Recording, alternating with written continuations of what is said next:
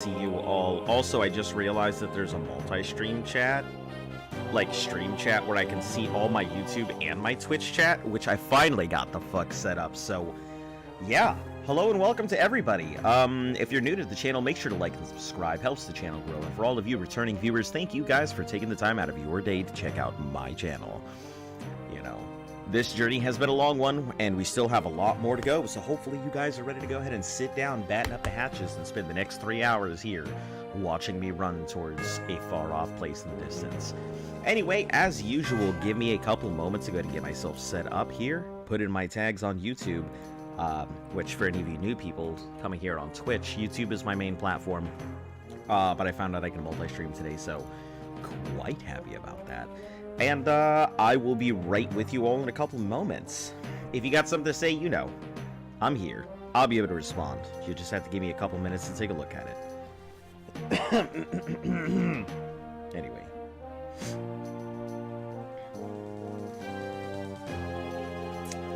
Go ahead and get into the content here.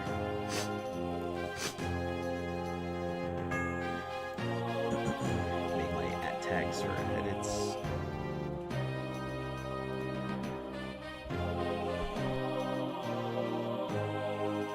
Also, for those of you who are new to my channel, probably the entire Twitch crowd, feel free to talk about whatever. I am very much, as has been touted, a podcast that just so happens to have gameplay and stuff going on in the background. I'm gonna pull this up, and my chat's there too. Phenomenal. Move this over.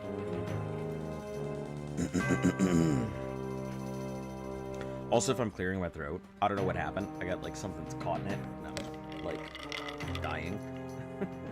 But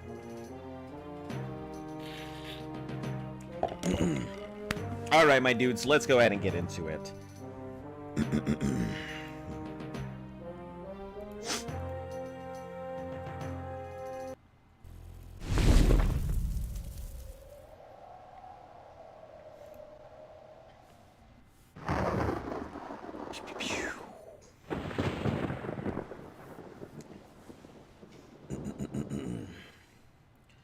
I'd love to go ahead and do these whole previously on Elder Scrolls Daggerfall, but, like, there's nothing to talk about. I have literally just run and run and run. So, like, there's nothing that I could possibly talk to you guys about that you guys haven't already seen. I mean, the last thing I did was turn in a quest, and that was it.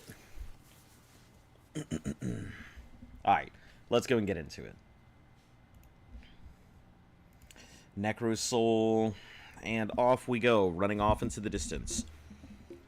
So, let me go ahead and for all the people who are new to the channel on Twitch, let me give you a full heads up as to what's going on and why it's going on.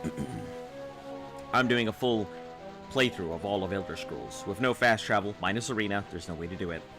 Already tried, checked, not possible. So, it's going to be a full playthrough of the Elder Scrolls with no fast travel whatsoever. Yeah, it's been kind of a pain. Luckily, I am sitting at 505 times speed, so it's pretty damn fast.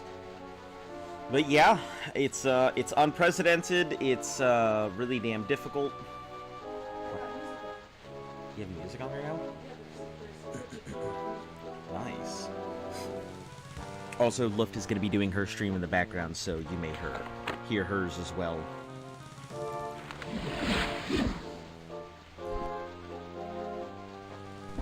How's everybody doing today?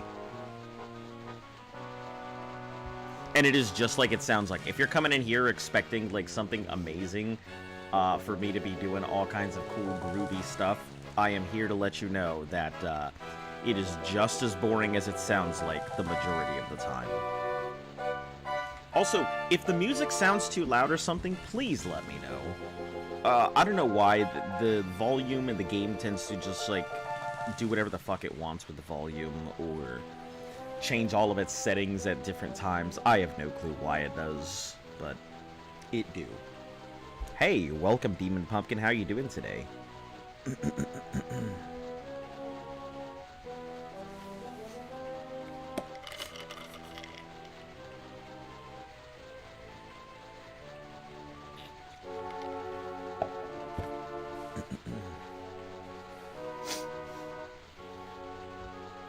I really can't believe that this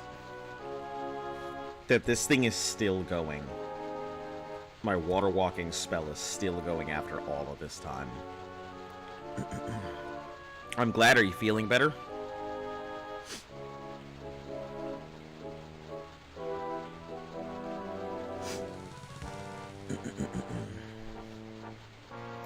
I'm doing okay. To be honest, like, I didn't feel like streaming today, but then I thought, you know, people are depending on me. People want to be here. So, you know, I obviously turned on my thing and shut the fuck up and started streaming, so. I also have something caught in my throat, and I can't figure out what the hell it is. Like, all I had was a grilled cheese and some tomato soup. And, like, I don't know. It's there.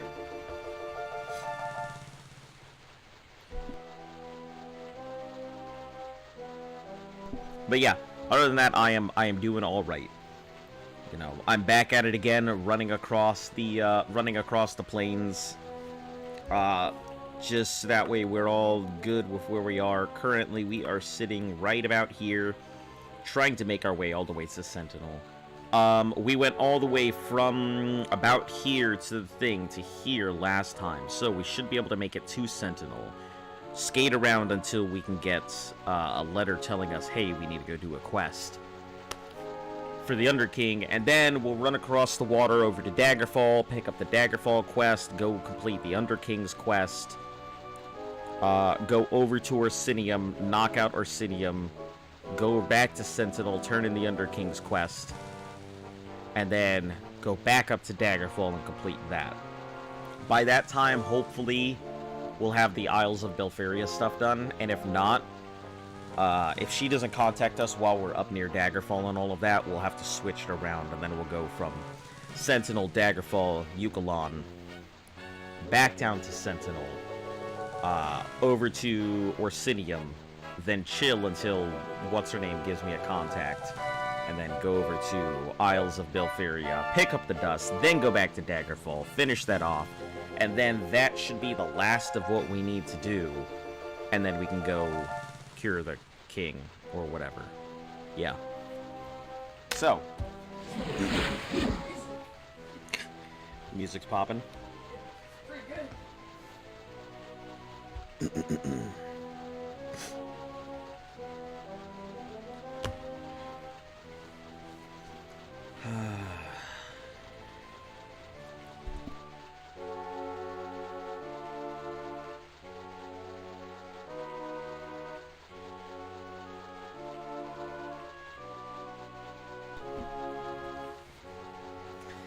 Yeah, I'm thinking that I'll probably, like I said, I am supposing that I'll be able to go ahead and get this done within about 3 weeks, I think is what we're looking at.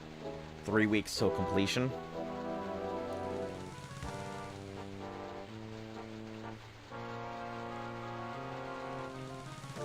So I think it'll be pretty cool.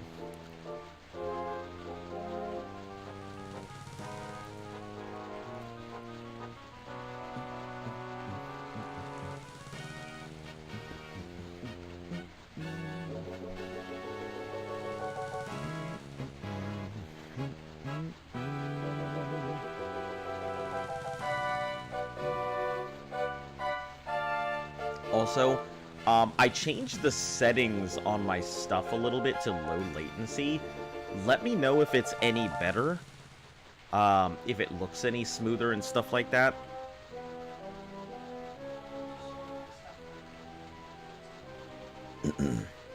Well, for now, you're the only one watching. That's... Yep.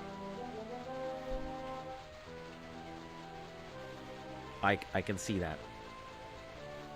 I'm also broadcasting out to Twitch, so I figured out how to finally split my stream into two, so now we've got multiple people on multiple platforms, hopefully. You know, I tried the Twitch thing before. It was never a problem of, like... I mean, my channel meets all the affiliate ship stuff except for average viewers and stuff like that. And, you know, I get it. It's hard to go ahead and compete against other channels when people are bringing in stuff and people are bringing in actual, like, fun content rather than the nonsense of Lizard go burr. Lizards certainly do go burr. But, you know, it's always hard to go ahead and compete against, like, people on Twitch when you have large channels that are always going to bring in people. And then, being a small channel, you have to be doing something crazy, or you have to be doing something for a long time in order to really bring people in. So, we'll see how it goes. I'm excited that I can multi-stream. I can even stream to TikTok now, which I think is insane. I don't know if people are going to be interested in anything like that. And I certainly don't want to pull that up on my phone. But...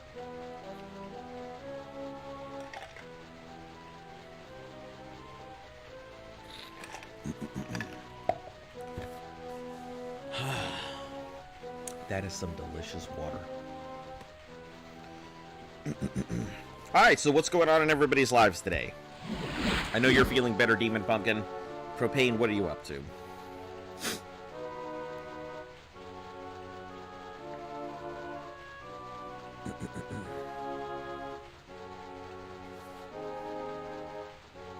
Also, we should probably be arriving in Sentinel in maybe an hour and a half-ish.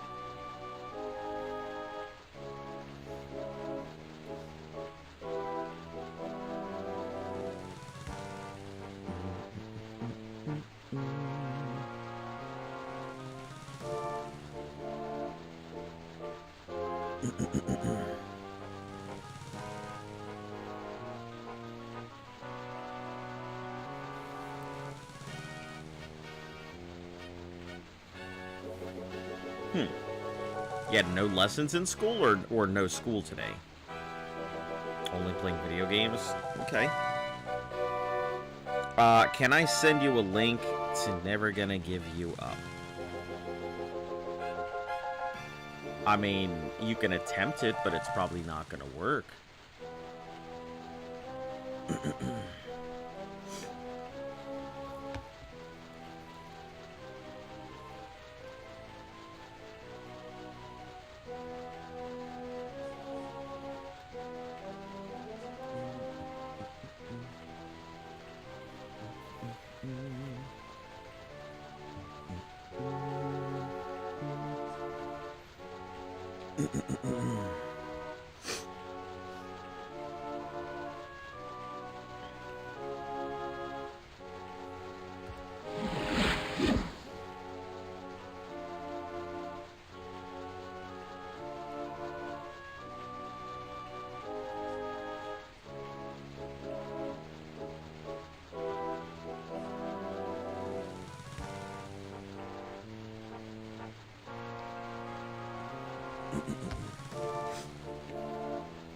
Hello, hater.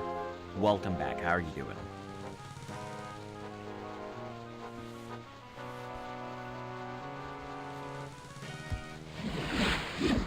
I hope everybody is as excited to watch me run as I am. I did have school. We had online tests, but it was already done, so I could do something for myself. Okay. Well, I'm glad that you got the opportunity to play some games. What'd you play today?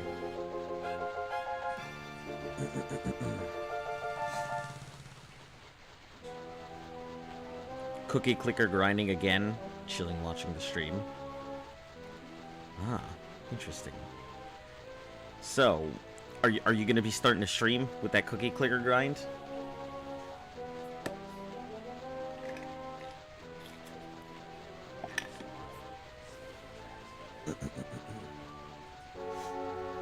Seems to be super twitchy.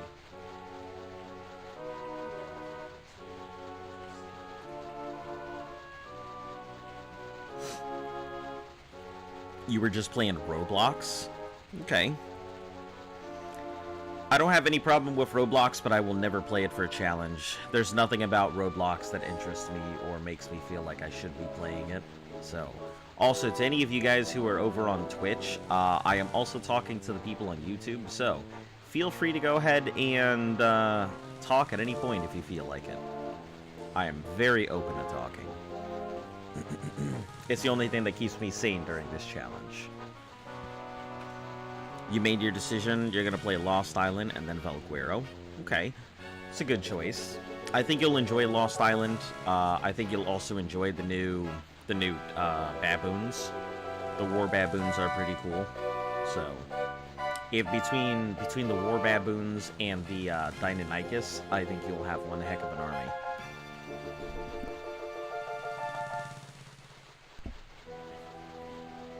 Sword is speed.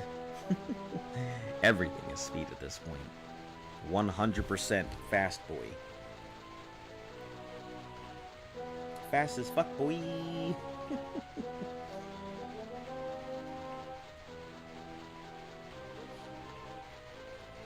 I like playing RPG games on Roblox. Okay, that sounds pretty cool.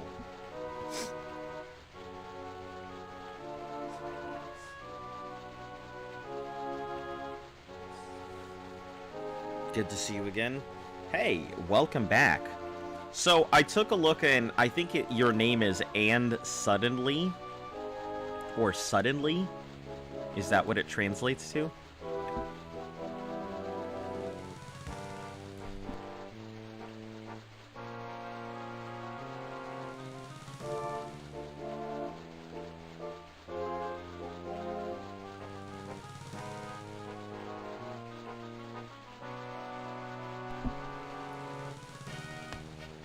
If you're at school, yeah, free time for yourself.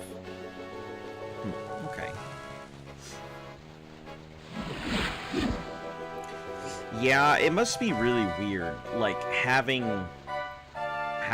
school at home and everything. I mean, I understand for those of you guys who are homeschooled and everything. I mean, this is practically just the same thing you're already doing. But for the rest of the world, I'm sure that taking your lessons at home, taking your tests online, and everything else is just super weird. It does go to show that, like, a lot of businesses and schools and stuff really didn't need to go ahead and have in-school stuff. I think we're finally getting to that time in science fiction where everybody stays at home, goes into their little cubicles for the day, and then comes out and does whatever they want afterwards. Being able to do everything from home, from working to school, shopping. We are fast approaching the science fiction future that all authors said we would have. You know, minus the flying cars and android parts and, you know, Terminators taking us out at every turn. Means something like that, but I decided to use this nickname because it's, transliteration looks funny in my native language. Okay. Alright, no issue. I think it's pretty cool.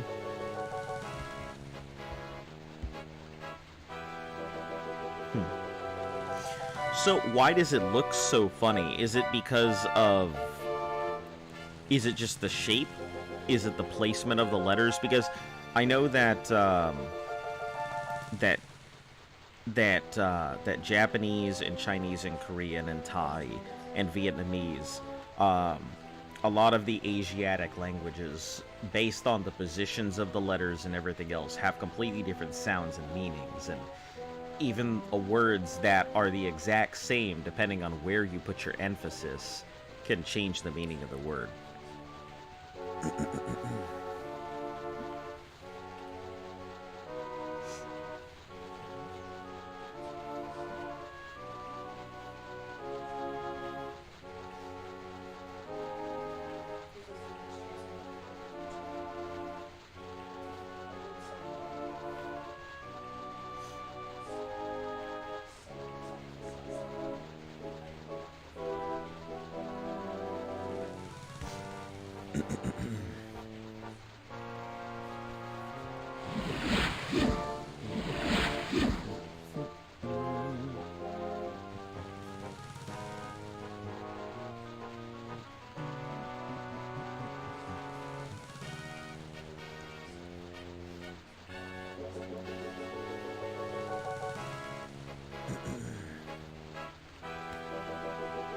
We're gonna be in Dragon Tail for a while, I think. Yeah, we're gonna be here for a long time trying to get out.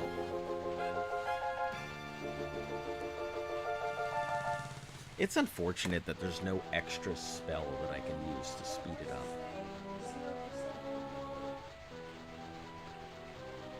I don't know.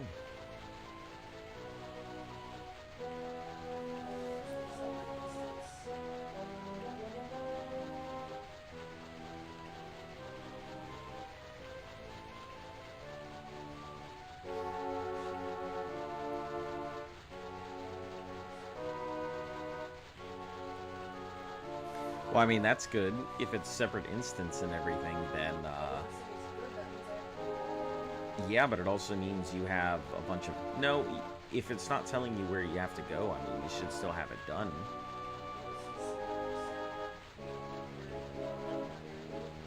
Yeah. Well, I mean, it means you can go grab more dice, right?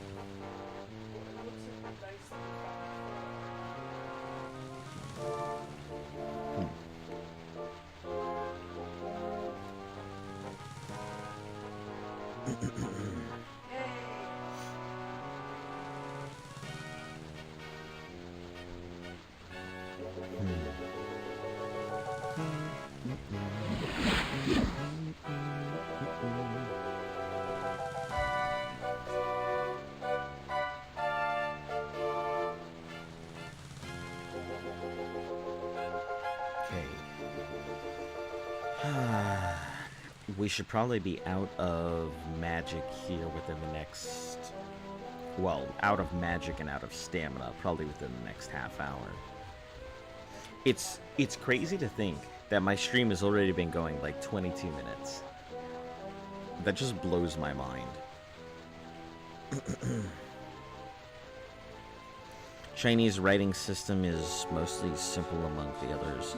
Japanese Skyrim is just one character. One word. Actually, they're combined words consisting of 2 or 3 hieroglyphs, but...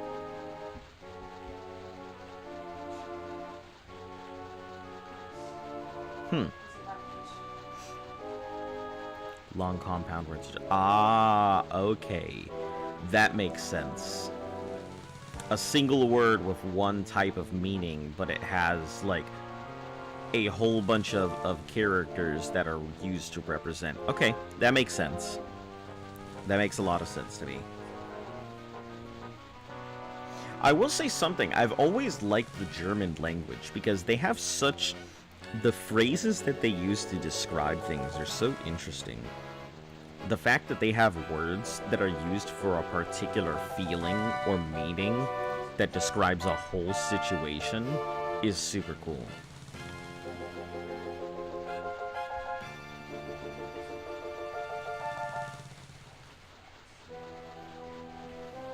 Also, Luft is playing Tiny Tina's Wonderland. So if any of you guys want to go check out our channel, if you get tired of me just running. I think language is really interesting in general. You know, language develops obviously based on the area around and what you're trying to convey and things like that. Arch of Trees. I love how it said this broadcast recital Zonavox has uploaded 3 new videos. Oh, that's funny. The Germans control America.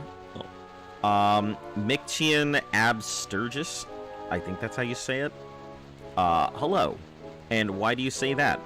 Also, Arch, it's because I uploaded 2 videos yesterday from Twitch because they were about to get deleted. So those are regular videos, and then... Azo, how do I find your Twitch? Go to Twitch, type in the exact same name here. My stuff is the exact same across the board, so if you type in that, you'll find me everywhere. I don't know. Maybe it just needs to go into something and then it'll reset.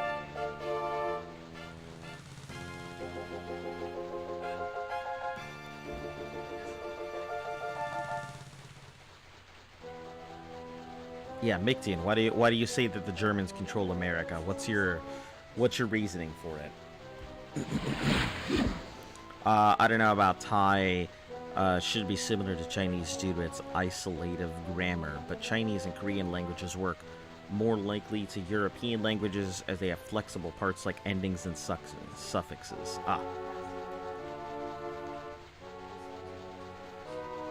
Go to Twitch, go to account settings, and press delete account, such as a way to be a man. No thank you. Now that I just figured out that I can multi-stream to both Twitch and YouTube at the same time, yeah, I am totally going to go ahead and take advantage of that.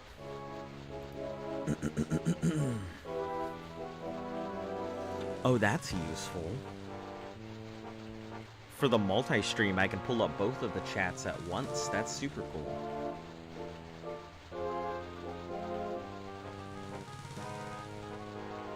Do you have people in your chat right now?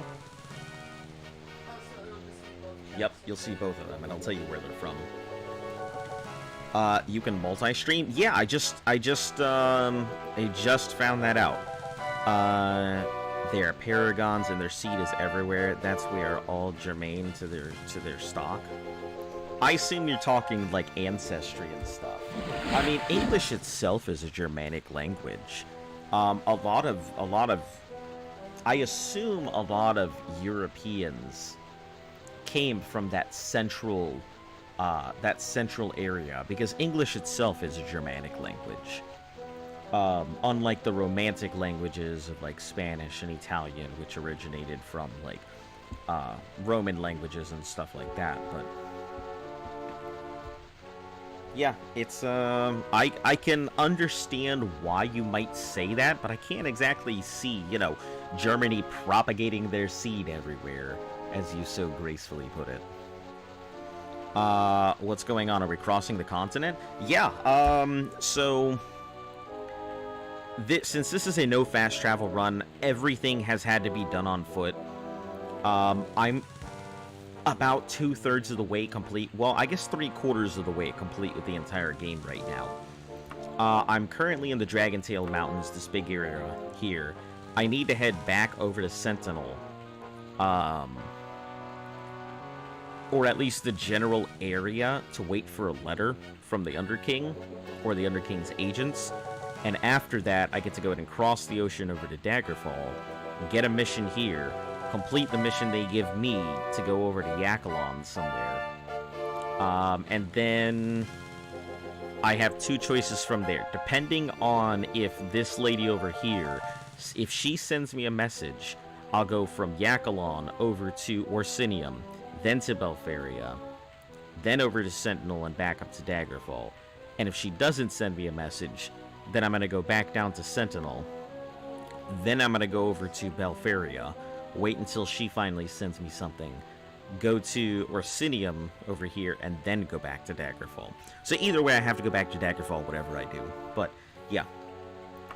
Because I have to run, it's a long process, with a whole bunch of back and forth constantly. I feel like Mictian is some ancient immortal trying to warn us about the past because he slept for an extra 2,022 years. Honestly, I have no clue how you managed to play these things for so long without fast travel. It's mainly because I don't fast travel normally. Like, when I play games, I usually don't fast travel. It's not even because I don't like the feature.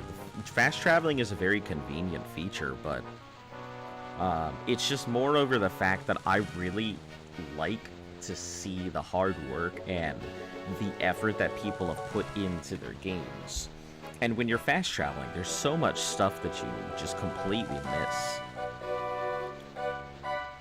They use hieroglyphs to represent the roots of words and alphabetical letters to write down the flexible parts. Like, if Germans would write... Oh, hold on. Let me stop here for a second. Would write down... Where's the town over this way? Would write down the word Soldats or Soldaten.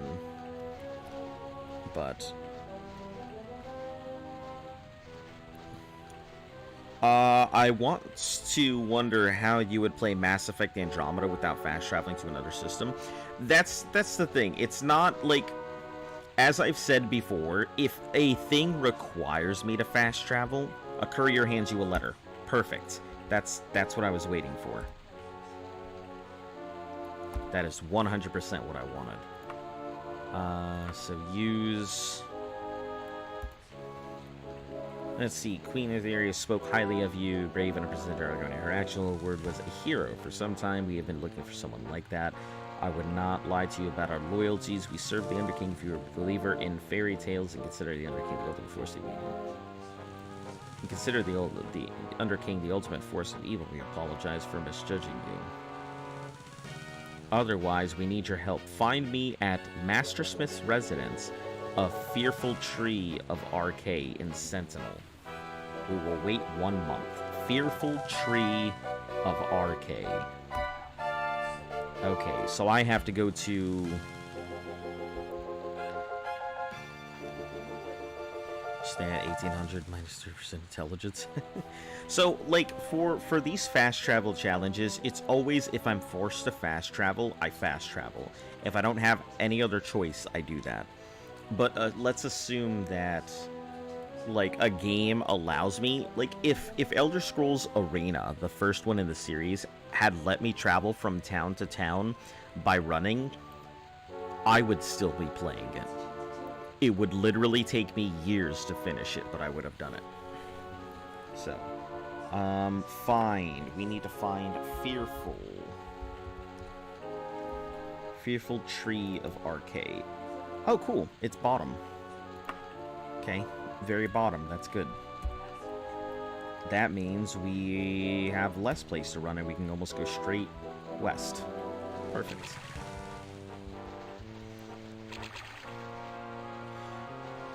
Does fast traveling spend more days, or do you use less days to travel? Fast traveling is super inefficient. Even if you are recklessly fast traveling from one place to the next, it saves real-world time, but it burns through a lot of in-game time. My running from place to place, my character can pretty much get anywhere in the map in about 3 in-game days, regardless of its location. I'm pretty sure that from bottom right to top left, I could get there in 3 in-game days. But that would take months and months for your character to actually get there if you were just doing regular fast travel and stuff. So yeah, I mean, it does save a lot of time. It means I can do crazy loops in quests, and I can pick up multiple quests all at once. Not only just complete them, but be able to do it with plenty of time. Hey, Biscuit Buzzer, how you doing? But there are also Chinese loan words to joke that the Japanese Korean writers use the same characters for Chinese words and for native words with the same or similar meanings. Huh. Yeah, unfortunately, I don't know enough about the characters, so 3 in-game days is 1 month equals 1 day. So 3 in-game days is actually not that bad. It's, I think it was like 5 minutes is an hour or something like that. But with the other sounds in it, you know, different languages. Yeah, it makes sense to me. Hello there. Did you give the soul? Did I give the soul? I'm not sure what you mean. How am I going so fast? I will tell you. I am currently at 505%. I worked really hard on getting this all done. Every single item I am wearing has basically the exact same abilities. Roughly, everything has enhances skill running, with various, you know, other changes to each of them, but yeah. Yeah, so that's why I'm running so fast, is because all of my stuff roughly has that same enhances running skill. Who thought to make the in-game system so confusingly weird? Yeah, that's it. I've got a skooma stem up my lizard's cloaca right now, and that is how I am moving. Every time I move my legs, the skooma is getting squeezed between my cloaca cheeks, and I am getting a fresh new bout of skooma. That's how it works, right? And I don't think the system is so confusing. It's not too bad. I mean, it's fairly easy to navigate. It's the old systems you would see in any type of RPG, because, you know, they were obviously inspired by D&D. You know, you have all of your skills and everything. I put running as a primary skill, which I don't think I really needed to now, but yeah. Well, I don't see the guy on the left side anymore. He was there because you... Oh, yeah. So, yeah, I had the guy's soul. I made it to the Necromancer, turned in the guy's soul, and now I am on my way back to Sentinel, and I am going to the Fearful Tree of RK, to go meet with these dudes.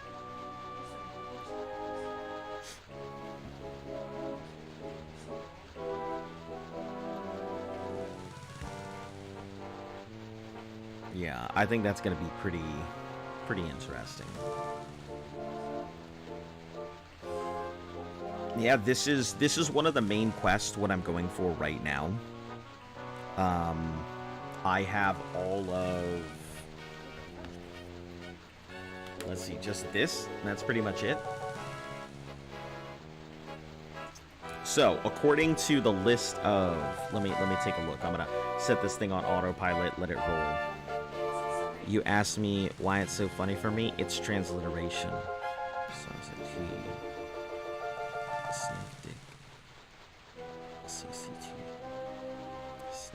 Ah, that is pretty funny. It's like the only joke that I know, you know. Why are century eggs so funny? Because they happen to be a long time ago. They happened a long time ago, which, you know, tamago in Japanese is egg. So, century egg, tamago, yeah. And then English being long time ago. Yeah. It's about the only, you know, cross-language joke that I know. In-game story must feel like it takes 1 week with a normal person. Meanwhile, they're in IRL and it takes years. It's funny because in-game time is, like... In-game time, my character has already passed months and months, even though I've only been playing this for about a month and a half. Hard to make an account? Yeah, I have no idea about the whole account system. I've had my accounts for YouTube and Twitch for a long time, so... My YouTube account is... My email does not get accepted. What's the bar on the top right? I don't actually know. It's been there for a long time. But I don't know what it does. I know it does something, but I haven't exactly figured out what it's supposed to do. I think that might actually be like a donation thing or something, and clearly I'm not getting any donations, so that's probably why it's not going off. If you're walking everywhere, in-game time is actually pretty slow. Yeah, if you're fast traveling everywhere, you actually lose a lot of time. I think it was Propane who told me that there's certain quests in here that can brick your main storyline, just because if you don't recklessly travel instead of, you know, travel cautiously, you can fail based on time. Do you think the truth is a human's responsibility? I mean, I think it depends on the person, the situation, the circumstance. There's a lot of reasons why the truth is a good and a bad thing. I mean, I really don't know how to answer that, because it's a whole bunch of circumstantial, like, thing. Laura is clearly the luck counter. Yeah, that's why it's empty. Like, going from Daggerfall to Sentinel, it could take, like, 2 months of in-game time fast traveling by foot instead of boat.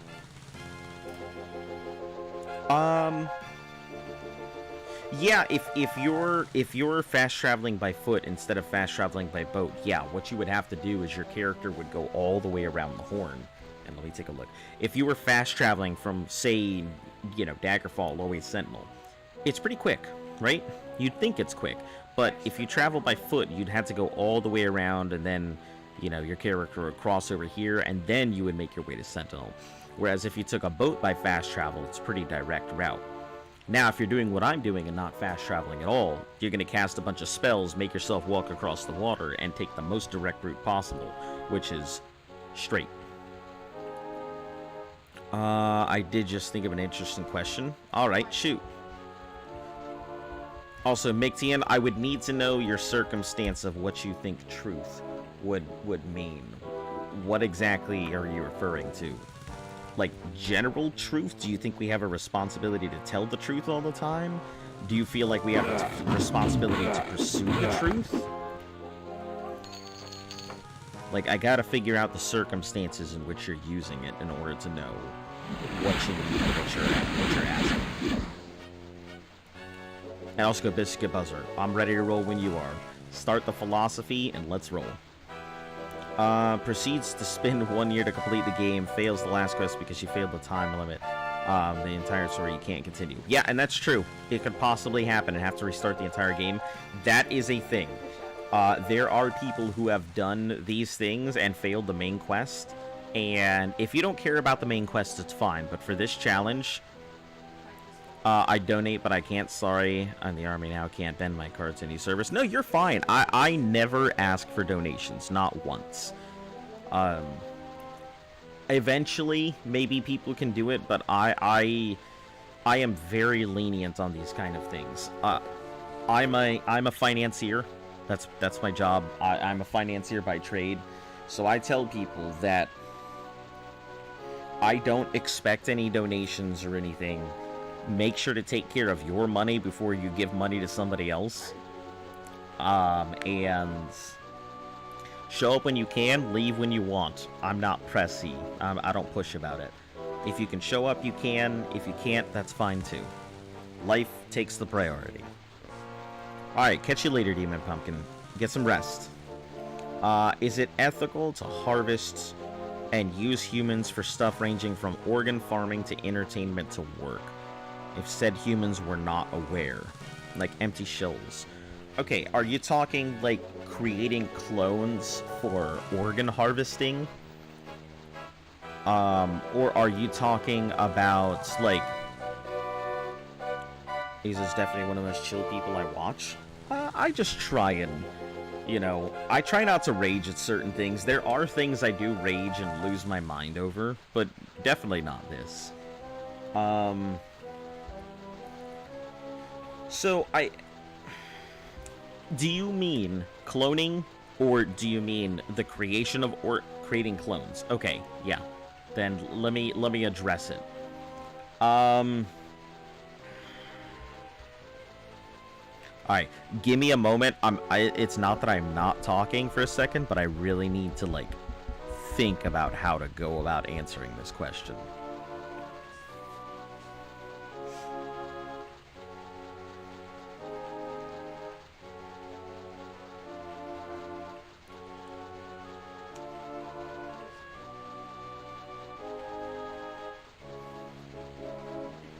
Okay.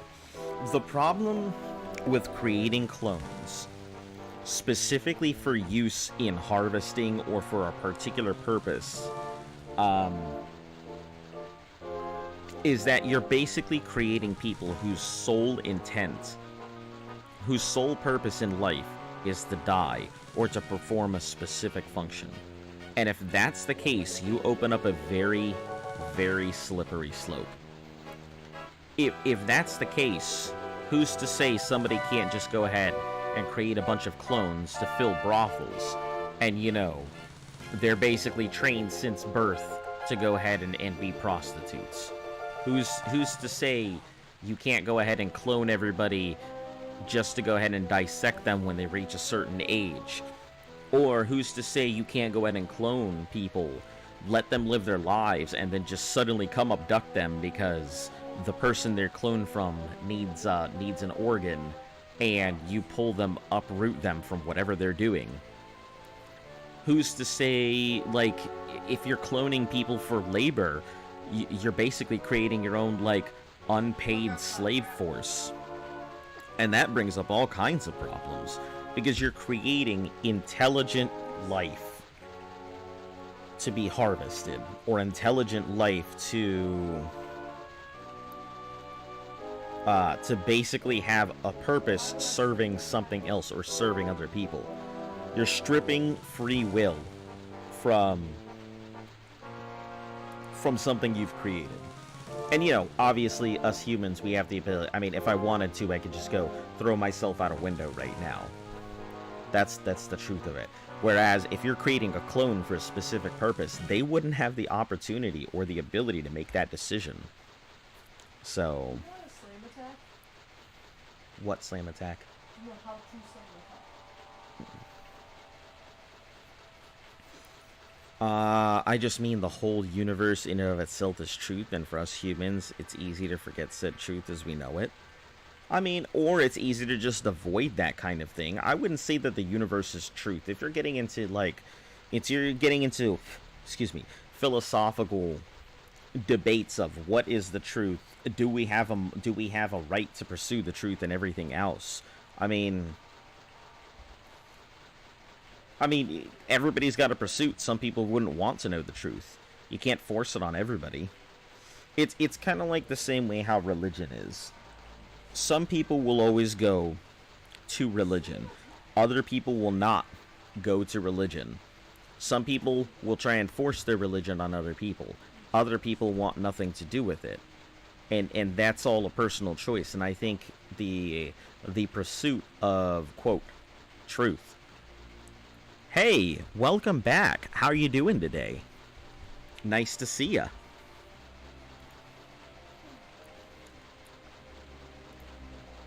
We have a whole bunch of philosophical discussions going today, so feel free to chime in whenever you'd like. I would say that we don't have a right, but I would say that some people should pursue it if they feel that's what they want to accomplish. And I am doing fantastic.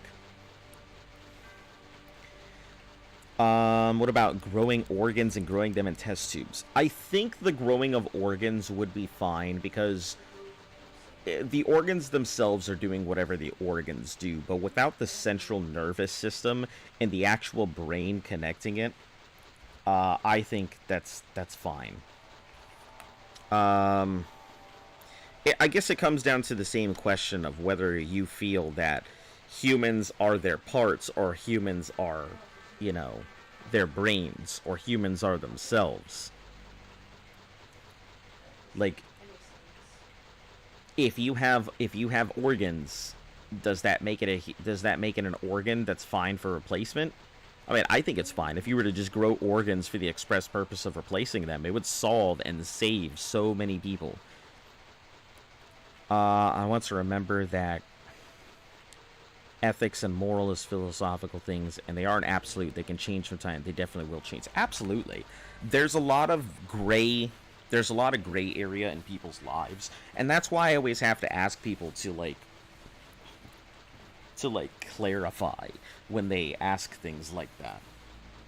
You're right, maybe harvesting people in the future would be a thing. Maybe we'll all be living in a Soylent Green society where we're just eating each other because we don't have the space. Maybe we'll be sending people in ships off into the middle of space, knowing that they may end up getting sucked into a vacuum, or any other number of things. You can't guess the future, and that's really the problem.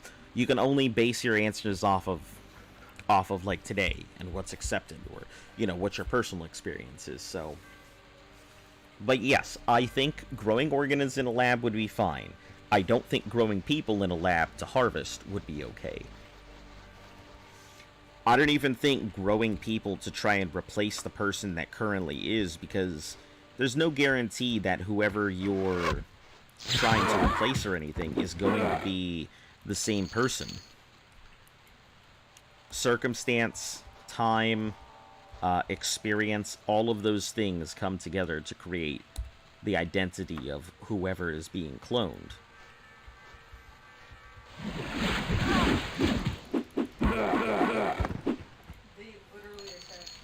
Danger Heart, map.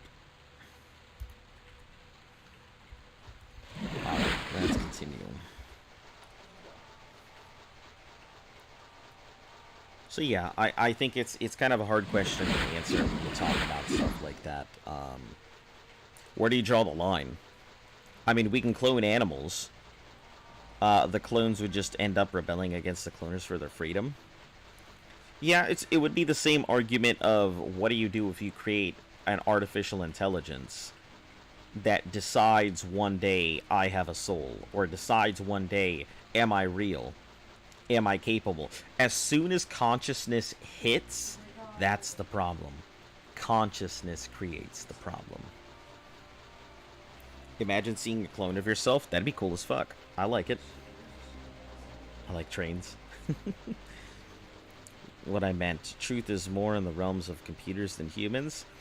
I suppose.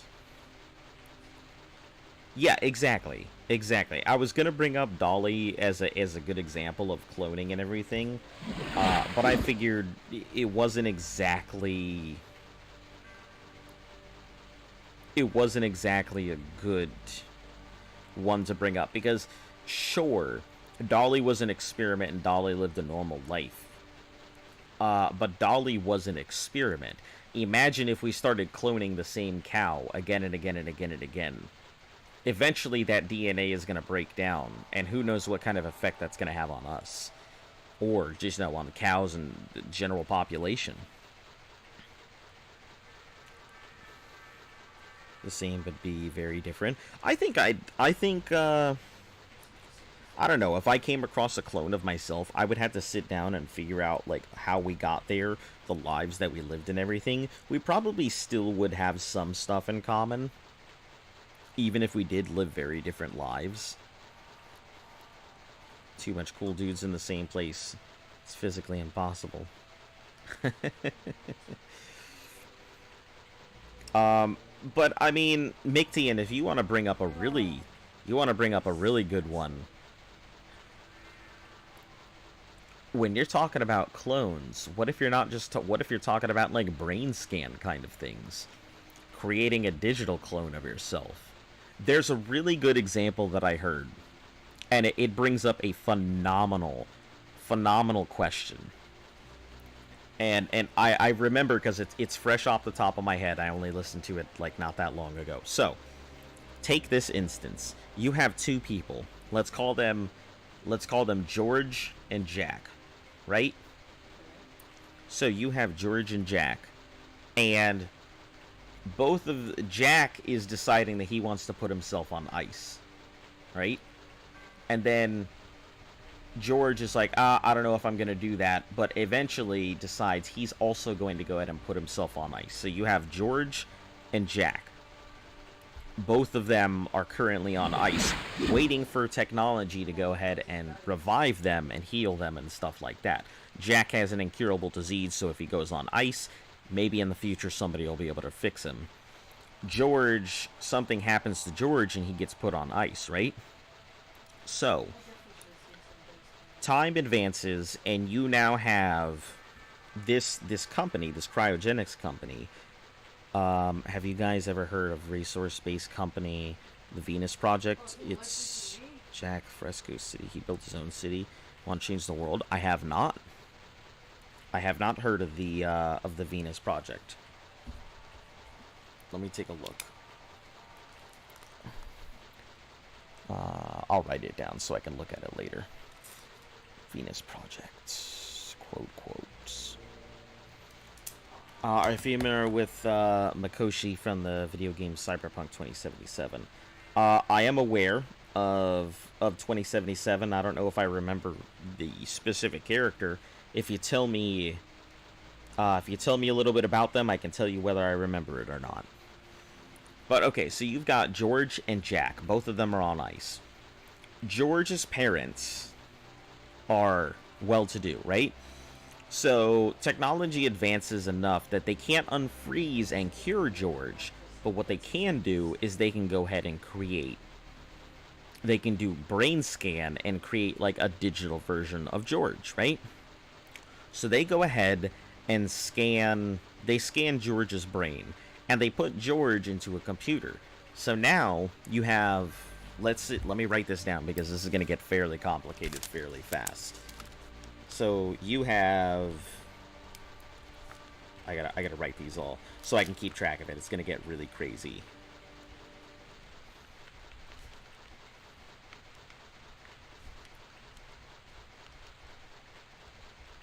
Okay, so you've got what they call Albert, right?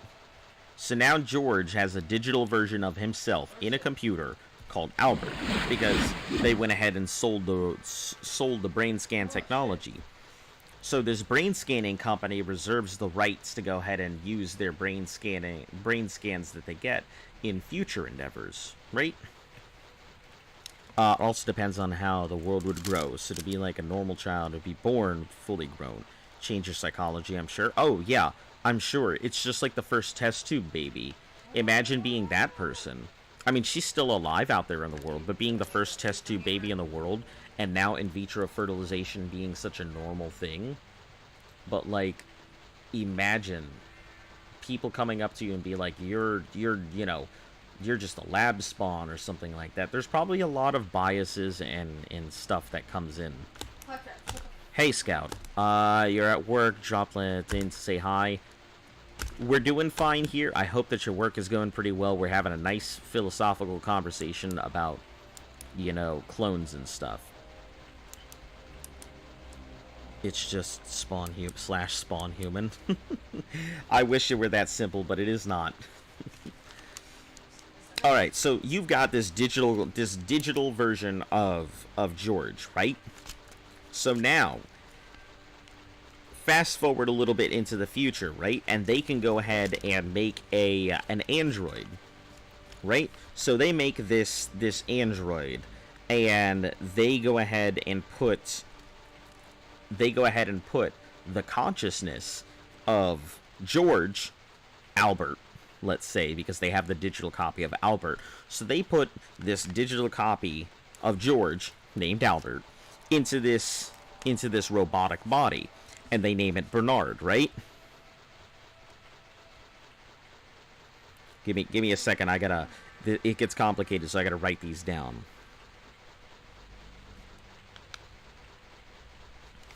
Right? So you've got this robot that now has the consciousness of Albert, but has a robotic body, right? So let's go ahead and go further into the future, and they decide that they might have the technology to go ahead and they have the technology to create 3D prints of things using all this technology they have lying around. So they make a full composite body, a biological body copy of George, and they take a brain scan copy of George and they put it into this body. So now you've got yourself an android, right? And let's call this Charlie, right?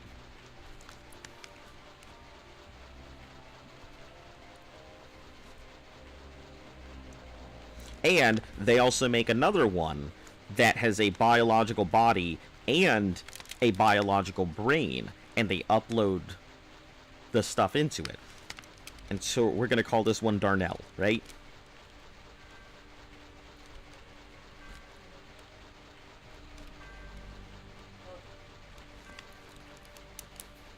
I'm pretty sure freezing yourself is basically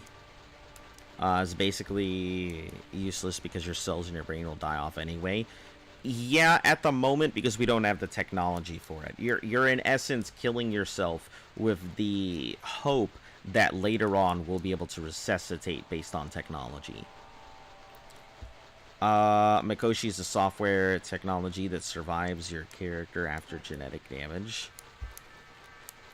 Okay, so something more like altered carbon, where everybody's consciousness is put into these little chip machines, and you can change bodies and stuff like that.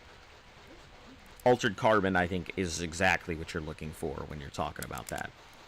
Makes a person, the person is experienced, that creates his personality, experiences his life, real life experience, but also body things like illness, specialties, etc. All of this, I just want people to start tolerating each other and respect. Fix the world, hunger, pollution stuff, one love.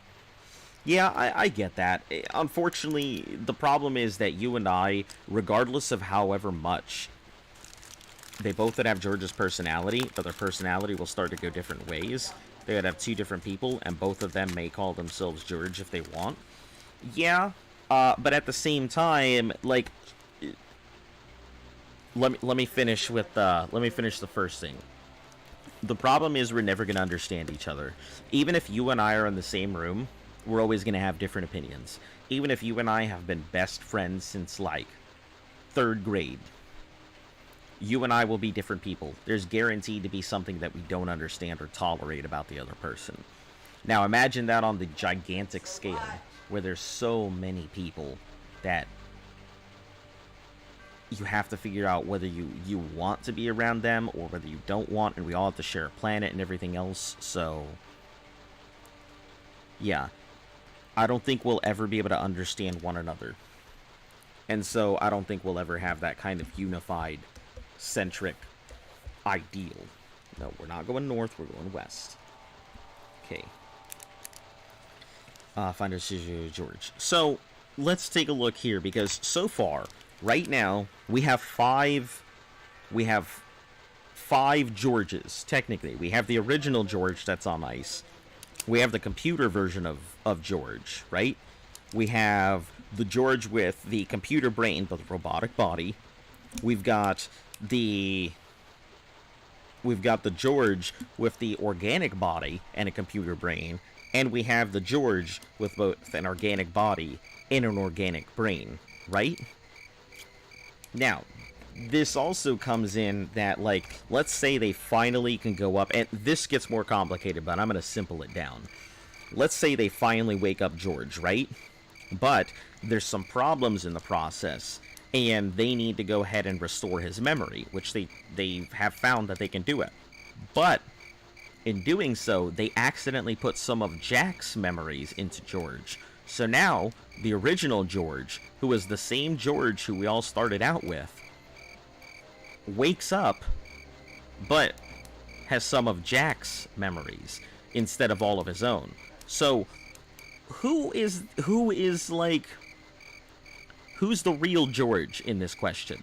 The George who was the original George, but doesn't exactly remember being all of George and now has part of Jack. The George who is in the computer, who was the first one who came, which is a 100% digital copy, but he's still George. The George in the robotic body, who also is a copy, but still has all of his memories and thinks of himself as George.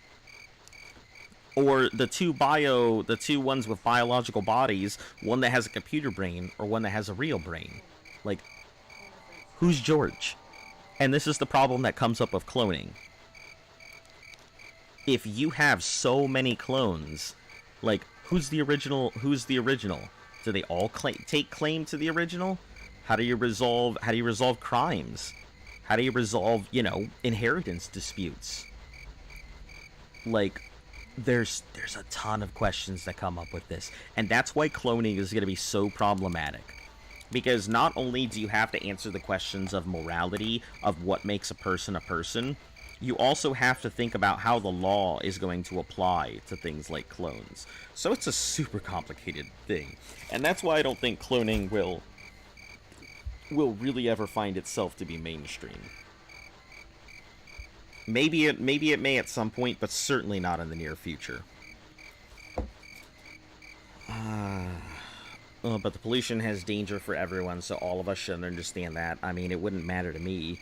It's the end of the world to happen. Should be dead. Still scared, I know that. Yeah, but you have a lot of people with a lot of different ideas. Let's take a look at, let's take a look at people who are running the companies. Most of them are worried about their profit margins, not whether Mother Earth is going to survive, because by the time that all happens, they're going to be long and gone, and that's how they're pushing it, right?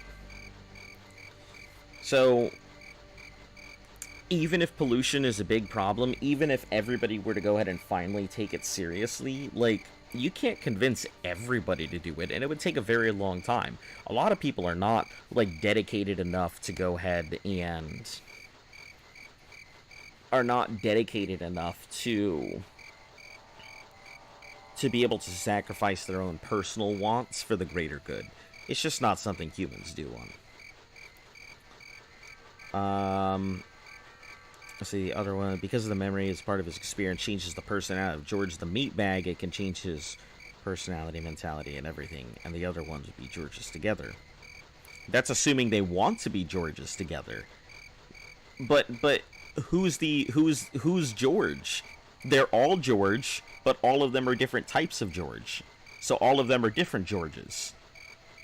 It's funny, there's a really good book series, I think it's called We Are Legion, We Are Bob, that actually talks about that whole thing. Yeah, We Are Legion, We Are Bob talks about a guy who makes a whole bunch of clones of himself, and they all go out and do tons of stuff and experience everything. It's both together and separate, and they go about, and they all come together to experience their lives and talk about what they've done. It's a pretty interesting book series if any of you guys are interested in reading something like that. Alright, humans don't really care about the dangers of the future, super good at dealing with the problems when it's happening now. Yeah, I mean, humans are very good at grabbing a rug, grabbing a broom, and then putting the two of them together and hiding all their problems under it. Would you sacrifice your life to save 1,000 lives? More likely than not, yes. That's, I mean, being in the military, that's kind of what you do sometimes. You have no choice but to make those kind of decisions. You have to be...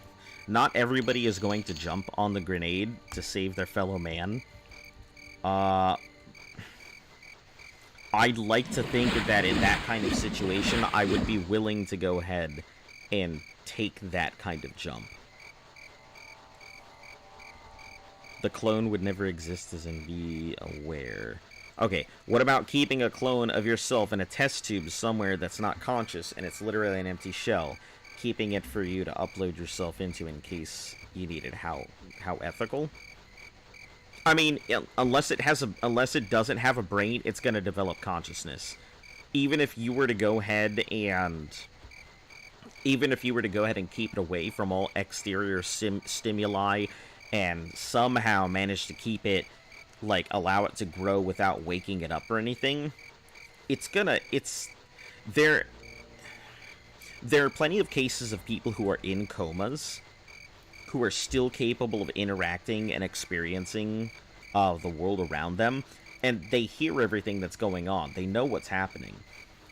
And a human who if you're cloning somebody to just upload yourself into, you can't help but, you would have no choice but to let the brain develop to a certain degree, at which point consciousness is going to happen. It's just a matter of time. Unless you're implanting your brain into this thing, that's the only way you could do it. You would create a clone body without the brain and just implant your brain rather than upload. But the second it has a brain, it's going to have to develop consciousness. It's one of the quirks of being human.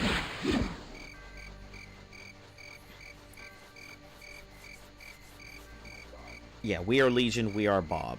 I would highly recommend it. It's a good book. Like trains and ducks now. The clones would never exist, isn't be aware. Self-preservation overpowers morality, more likely than not. And I think the same thing. That's why I say yes, I would do it, but that's why I also said I hope that in that situation I could make that decision. Because nobody wants to jump into the Oblivion.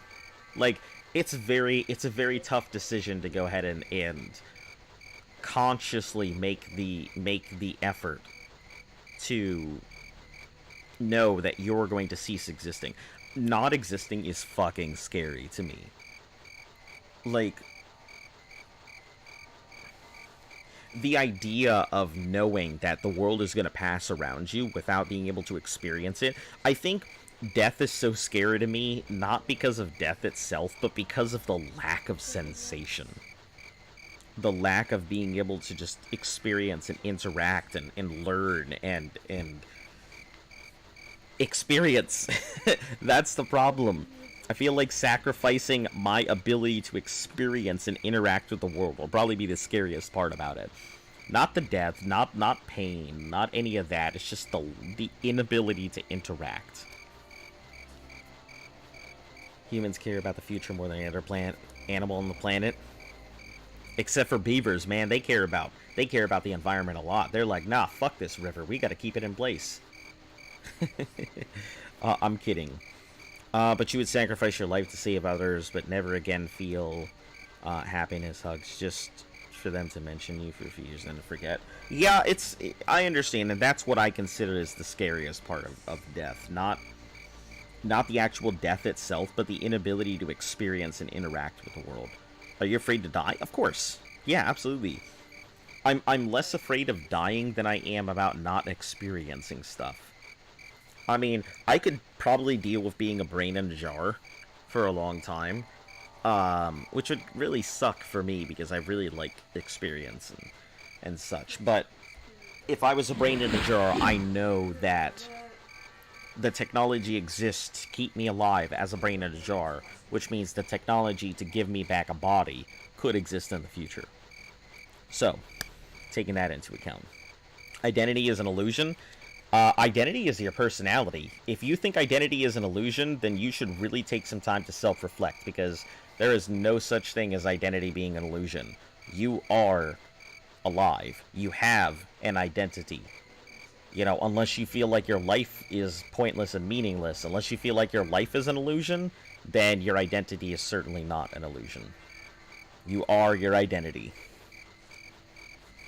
The problem is that we still think that there's some unique person with this eternal and immortal soul-like personality, but there isn't. Person year before isn't the same as a person now. Very true. The same as how you aren't the same person you were yesterday because, you know, skin and flakes and everything else. It's why I'm very quick to go ahead and give people the benefit of a doubt, because you never really know. You don't know the experience somebody's been through, and you know, I'm a good example of not being the same person that I was before. I was a pretty terrible person when I was younger. You know, I also slept around a lot. I wasn't the most moral person in the world.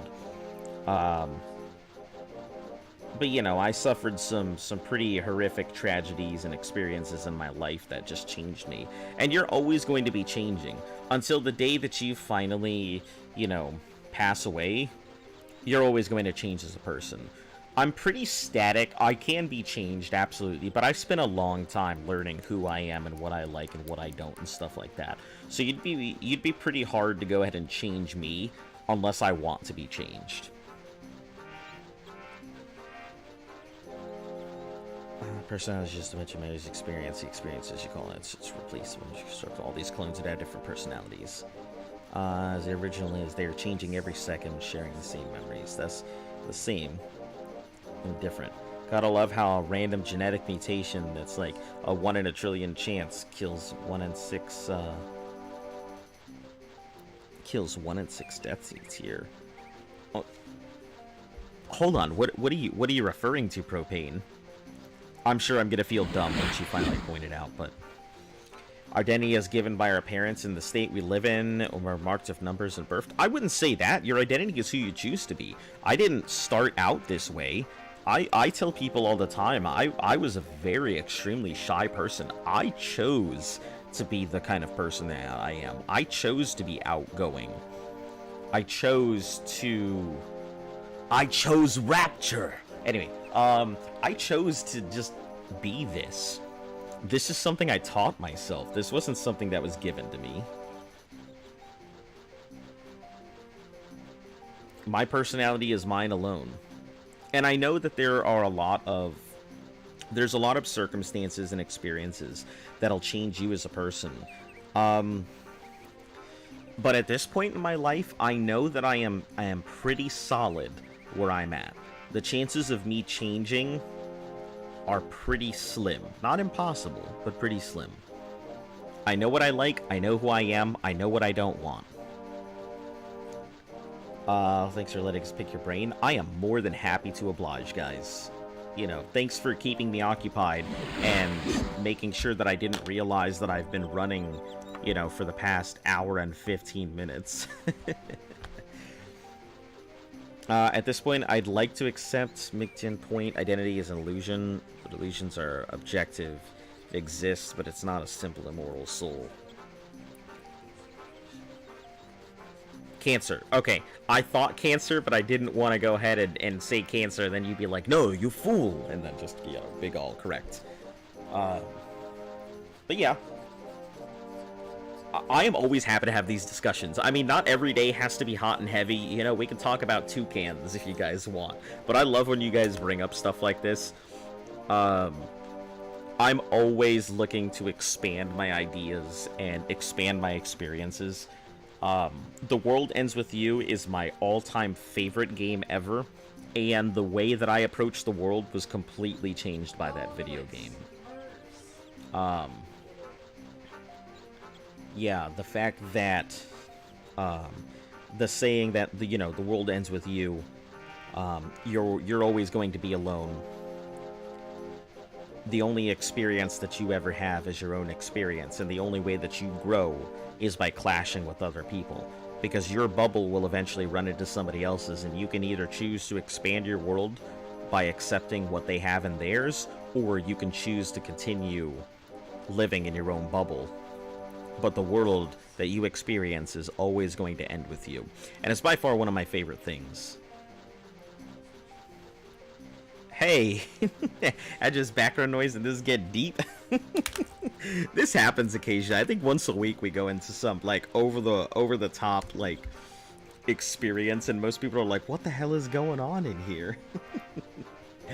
So, I love when people do this. It's my favorite part.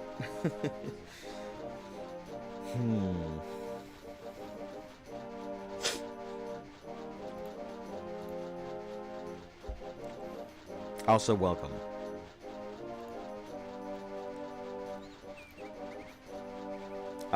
You become what you're surrounded by. Yes. Well, I wouldn't say just what you're surrounded by. You also you can choose to uproot yourself. You can choose to become to go someplace else as well.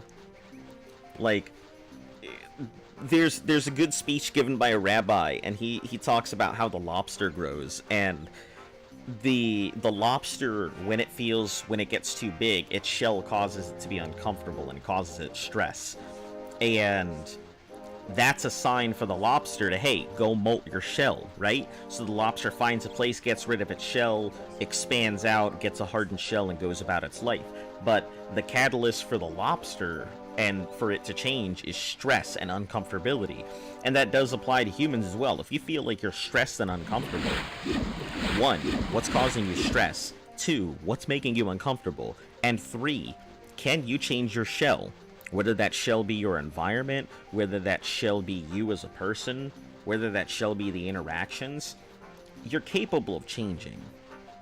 Maybe it may take a couple years, maybe it takes a lifetime, but you absolutely can change your shell. Hello. Thank you, Jester. I really appreciate that. I see your subscription here and everything. It surprised me the first time it did it. I had no idea that I'd put that in. So, I mean, I knew it was there, I just didn't realize it came up. But thank you, and hopefully you will join us on the journey. I do a stream Monday through Saturday every day, roughly about 3 to 4 hours every day. So, come join us on another journey whenever you feel like it. Deep into the rabbit hole. Human lives, but in the end of the day, he's left alone in the bed with his own thoughts to sleep. Hey, this is silly, but what do you think about Mr. Freeze from Batman saying everything can be frozen? everything can be frozen. You get everything close enough to zero degrees Kelvin. Yeah, anything can be frozen. Ugh, my stomach did not like that. But yeah, anything can be frozen.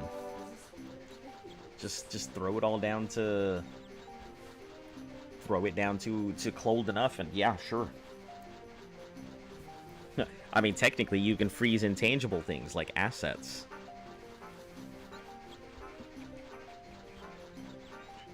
I don't know if you can freeze time, though. Maybe time is an exception to the you can't freeze everything rule, or you can freeze everything rule, because I can't see time standing still. Even if you were in a black hole, I can't see that being like the be-all end-all. You know, time would progress really slowly, and maybe time would stop for you, but I don't think time would just stand still. How can it be sure that this is you? I don't remember the film, but maybe it's... and you see Hag just use the hidden signs around some people to make him make decisions that they needed. I mean, at the end of the day, I can't be sure that me is me. I mean, I'm not a believer in solipsism, which is the belief that only the infinite prophet of Arcade, which is the belief that only you exist and everyone around you is projections around you. Like, none of us is really gonna know whether, if you go light speed, protons don't experience time.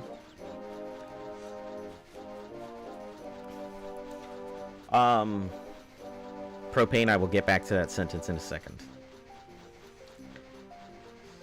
I mean, I can't be sure. Maybe somebody up there, maybe I've got strings attached to my arms and back, and I'm over here like, oh, fucking dance! Ba, ba, ba, ba, ba. Maybe that's my life, and I'll never know.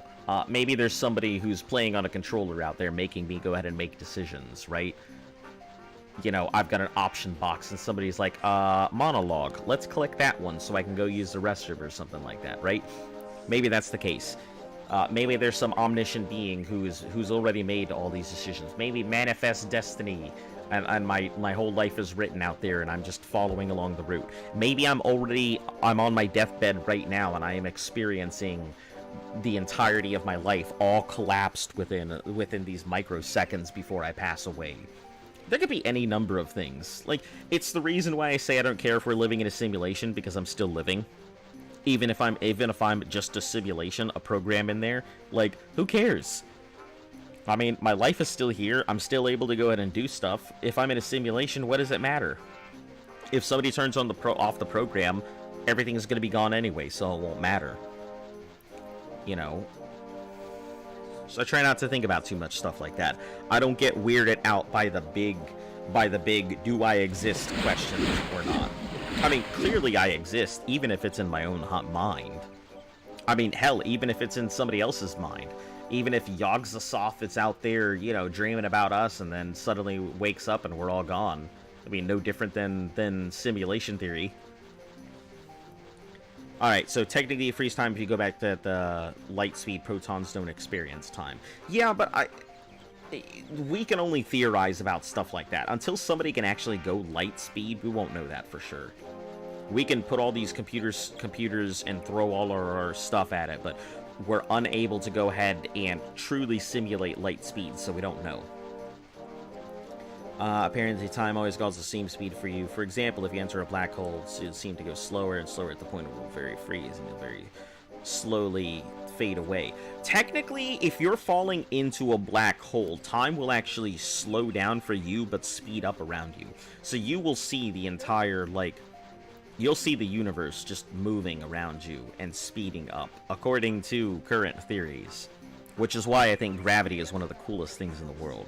That gravity, I think, is truly the strongest force. So you would go the same speed. Yeah, if you were traveling around the event horizon, it'd be fine, but as soon as you cross that, that's when it starts happening. I mean, we are made out of atoms, and we slow down if it's too cold, so I think we can freeze everything except time. It's not a real thing. Yeah, time technically doesn't exist. I mean, we just know that we're moving through entropy. That's about it. I would say that time as a concept doesn't exist, but entropy exists. And since things will always head towards entropy, time is a measurable concept that can be proven, even if it doesn't actually exist.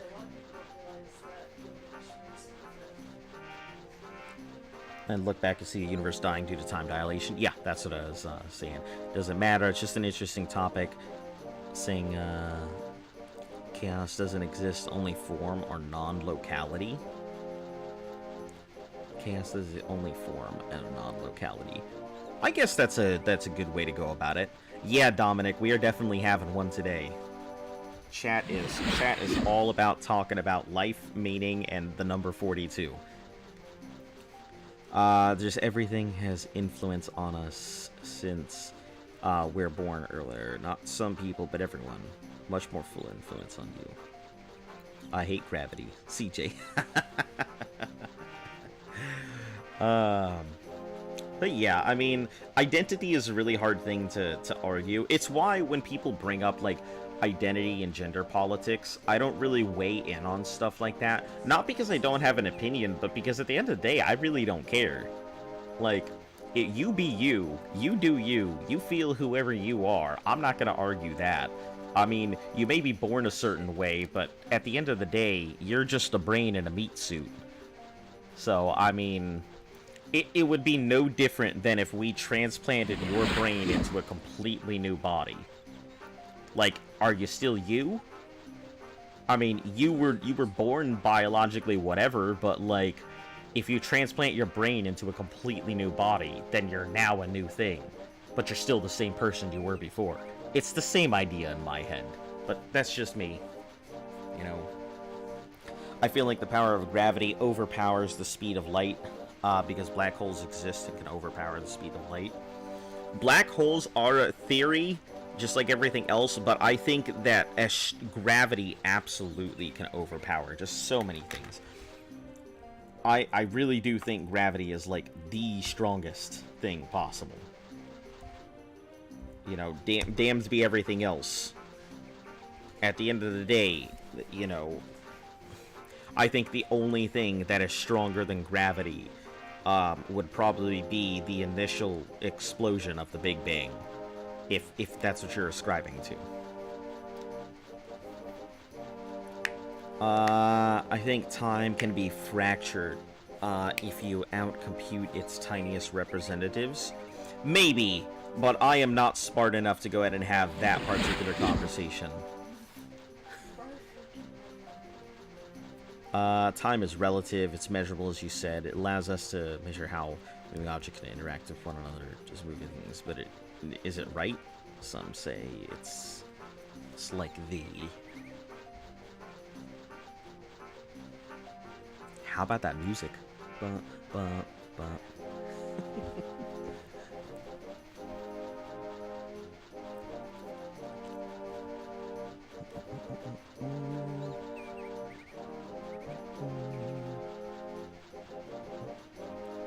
Four dimensions, and we just can't fill it in normally. Pretty reasonable. I can agree with that. You know, it's kind of like saying that there's only... If you judge everything based off of the human experience, you know, technically everything only exists within certain frequencies of light because we can't see it. But, you know, we've got instruments that tell us, hey, ultraviolet and infrared exists. So it does exist just because you can't see it. It's kind of one of those big things why I tell people, you know, you can't really fault other people for believing in a deity or anything else. Because just because you can't see it doesn't mean it doesn't exist. Just because we don't have an instrument doesn't mean it doesn't exist. I mean, we'll never know. You know, until some god or alien or, you know, higher being or, you know, black hole with a soul decides to descend upon us, we're never gonna know. So, there's certain conversations that it's not like I don't or can't have those things. I just don't know enough about it or haven't thought enough about it. We are just meat for principles, basically. Yeah, you know, we're basically just you know, protein with a what's it called? Protein with a jumper cable. Let's put it. Some of us are just meat without principles. That's funny. We should look into electric universe theory, plasma cosmology, or the Thunderbolts project on YouTube. I wish I had like enough time to educate myself on any of this stuff. Like, I know a lot of things, but it's because I piecemeal it while I'm doing other things. My life is pretty much spent at my job, on this stream, or occasionally getting some time to myself to look up one thing or another. I can add it to the queue of things I will eventually get to, but that is an infinitely long list. Alright, good stuff. So from here, where are we currently? That's not bad. We're making pretty good time.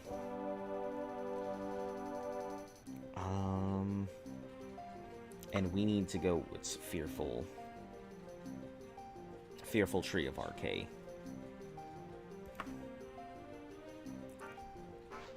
Yeah, so we can just keep heading straight with a slight correction here, and that should be good. Hasn't Daggerfall got the biggest map in like 99% of games? It has the biggest map period of all games. The equivalency of Daggerfall, we had this discussion the other day too. The equivalency of Daggerfall is equal to the UK. And I even did some comparisons because we were talking about it, and like,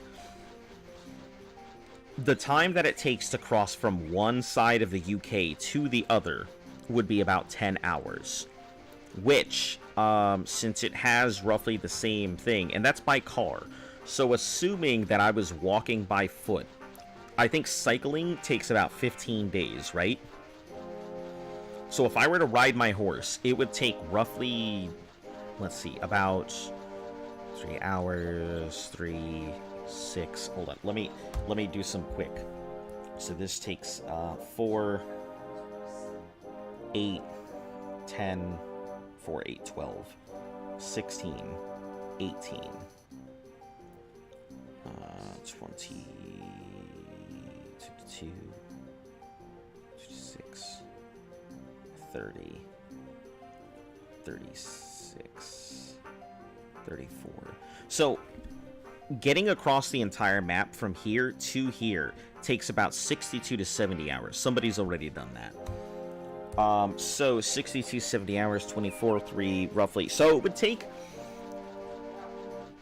take, since it takes about 15 days of cycling to cross the UK, I'd say it's a little smaller than the UK, but it's extremely equivalent.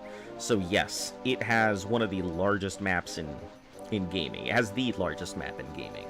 Aside from Arena, but you can't count Arena because you can't traverse it. Do you think that everything belongs to everyone? I mean, resources of the Earth?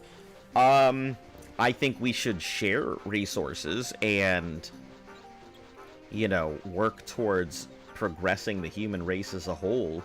I wouldn't say I believe in communism because it doesn't work, because greed will always overcome, you know, that and everything. I don't think that it belongs really to anybody. I think that it is a means to an end, and I think that getting out into space and finding a greater destiny or propagating our species would be better. Or it should be the ultimate goal, rather than, you know, fighting over the scraps of land we have here.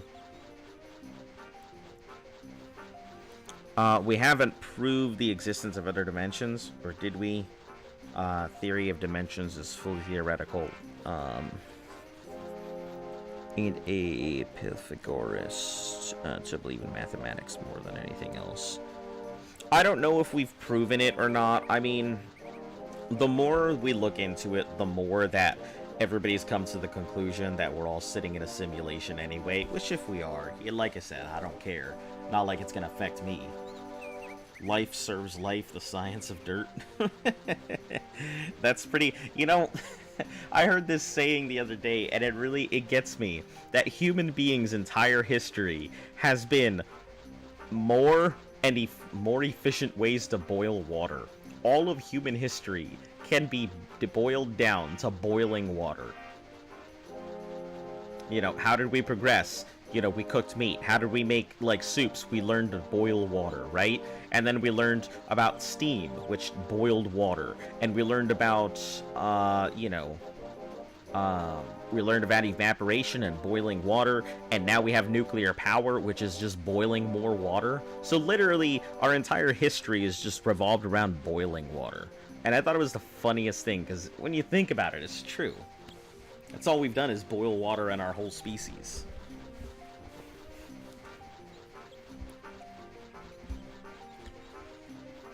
Power being used by water. Yeah. Yep.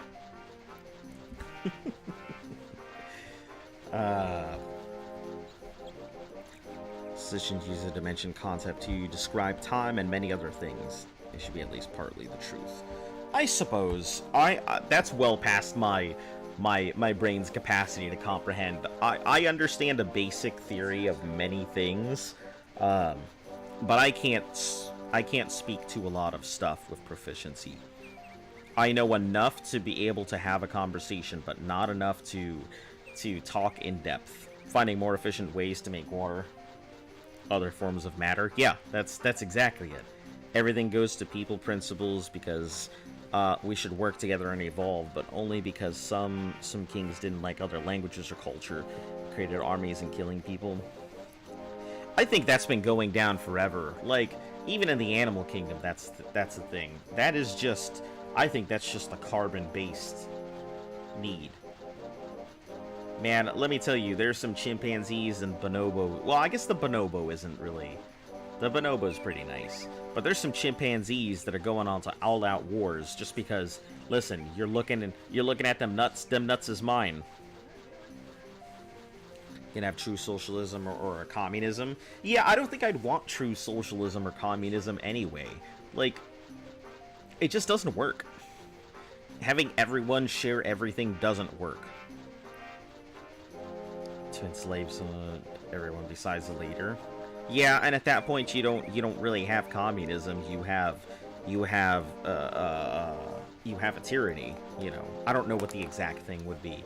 Where one person's at the top. You'd have maybe a monarchy, but I mean, I guess they'd all be enslaved. So I don't know what it would be called. I don't know what the actual form of government would be, but trying to figure out how to fuse salt water together, it all comes back to water. Yeah, that's pretty much it. That's all of human history is water. But yeah, it'll always be problematic. Even if we were to go ahead and finally get everything down to just 3 countries, I still think we would have problems. And I think all 3 of those countries would go to different parts of the universe, and then eventually they'd develop into their own nations, and then they'd be at war with each other to be like, hey, we're the true successors of the human race. But, I mean, you all came from the human race. What is it? Does it fucking matter? Right? Who gives a damn at the end of the day?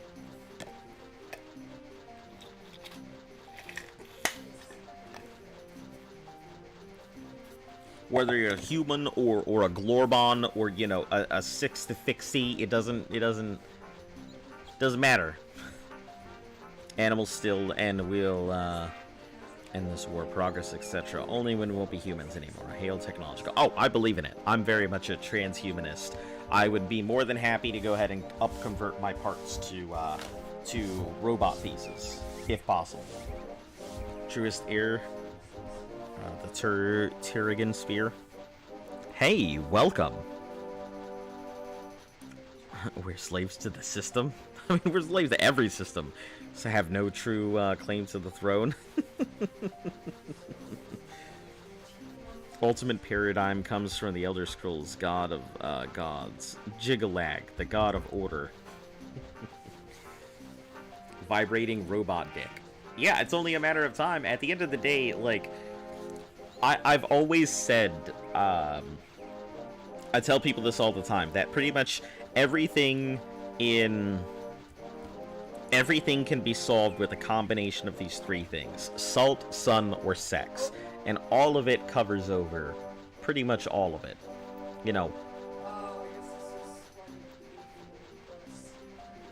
So salt goes ahead and, covers things like food. and some of your more baser emotions of anger and stuff like that. Sun is a change of location, you know, going outside, enjoying your life, changing your location and stuff like that. Finding something that really makes you feel warm and fuzzy. And then, you know, sex is pretty self-explanatory. And I always say, if you can't solve it with salt, sun, or sex, it's obviously terminal. So, praise be the king of worms. Can't wait until eyeballs can be made possible through use of technologies. That would be pretty cool. That would be some Itachi. Or snails and slugs. Hey, hello, welcome, Alpha, what is it, Alpha Athletic? Alpha Athlete. Alpha Athlete. Hello and welcome, it's nice to see you. I'm having a huge discussion over with my YouTube crew, and we're talking about, you know, life, the pursuit of happiness, you know, what you believe is your existence, what defines you as a person, self of identity, how would cloning be solved, and how the future of cloning would actually affect humanity as a whole. So you've walked into one hell of a conversation. All right, let me go ahead and save, rest. Oh, hold on. First, let me take off that, then save and rest. To know what happened to Jigalagus from the Oblivion DLC. I remember Jigalag. Wasn't it Shivering Isles is what it's from? The only one that I haven't played, obviously, from the older ones is Skyrim. I have never played Skyrim before, so I don't know anything about it. And to this day, I still don't know shit about Skyrim, so somehow I've managed to avoid every spoiler possible.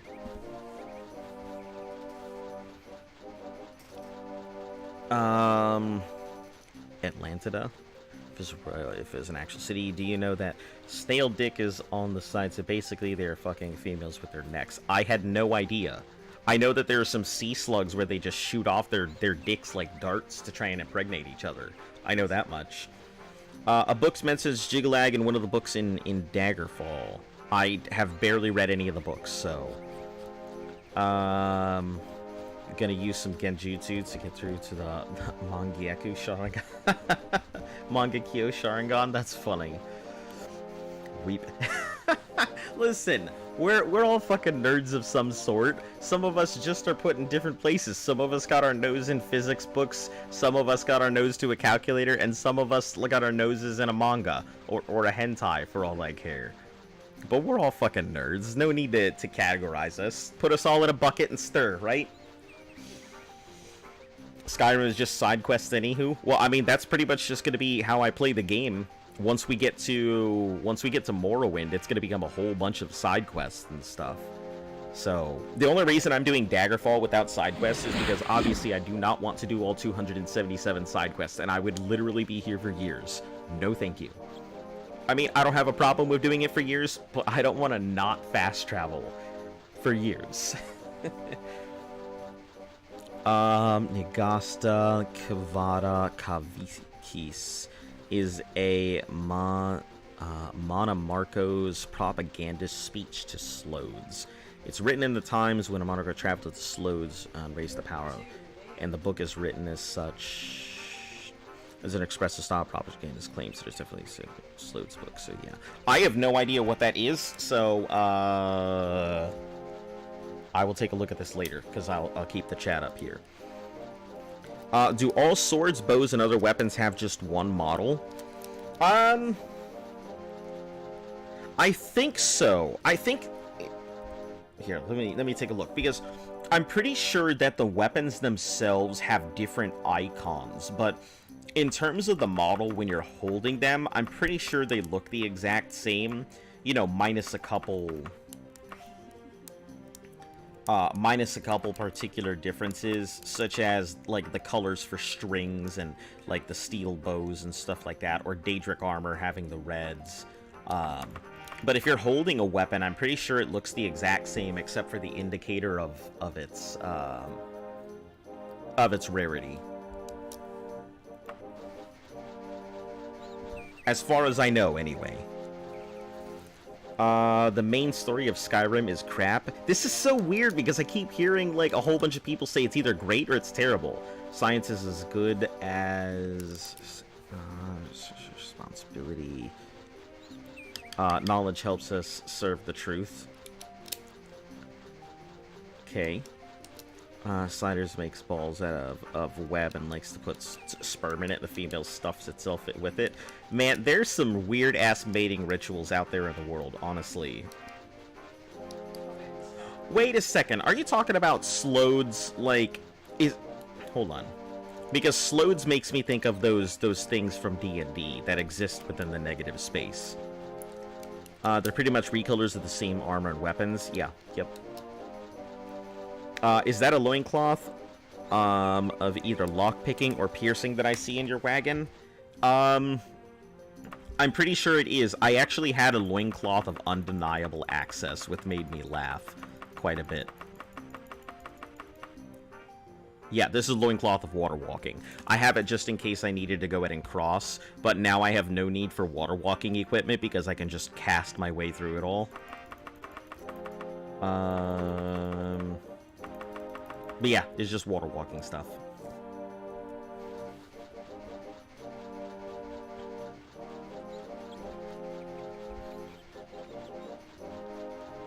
Also, Alf Athlete, just to go ahead and give you the heads up because you're new here. I do my streams Monday through Saturday. I usually do about a 3 to 4 hour stream every day, so you can find me on roughly about the same time every day, except for Thursdays, which I stream a little bit later because I go into the office.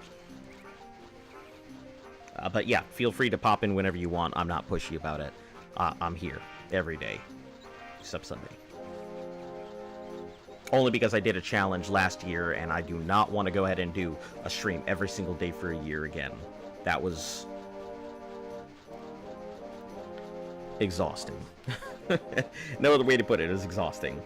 It's a book that appears on some games of the Elder Scrolls series. Oblivion's main story is like a trillion times better. Oblivion was my first entry into the series, so that's the one I'm used to and I really enjoy. But I don't remember because it's been forever.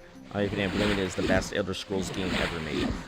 From what I can remember, I have to say, if Daggerfall isn't what I would consider the best game ever made, it may not be the best game. But if it isn't, then Oblivion is. And if Daggerfall isn't, it's definitely second behind it. I would say that it's one of the largest and most in-depth and detailed games in terms of experience and what the player is capable of. But as we got further, a lot of things became more simplified and became more about progressing through the story than about creating the dialogue yourself. Can't wait for Sky Oblivion. I would love to just have everything together. I would love if somebody could take Arena and just shove everything into it. That would be great.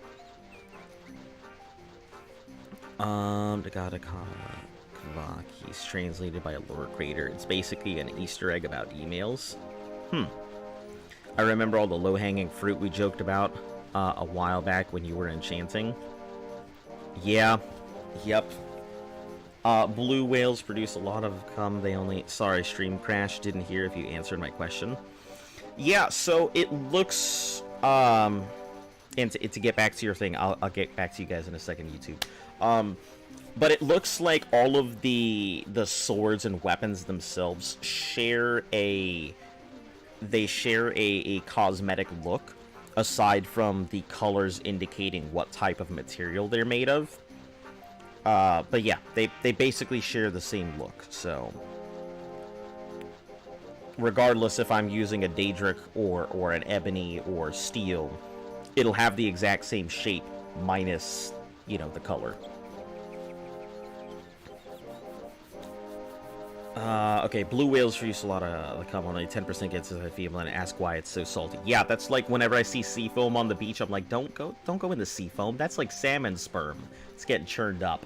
Put on the edges there. You're over there being like, look at this. I've got all this foam in my hand. I'm like, you look like you belong on the hub right now because you're just holding big ol' salmon spooge.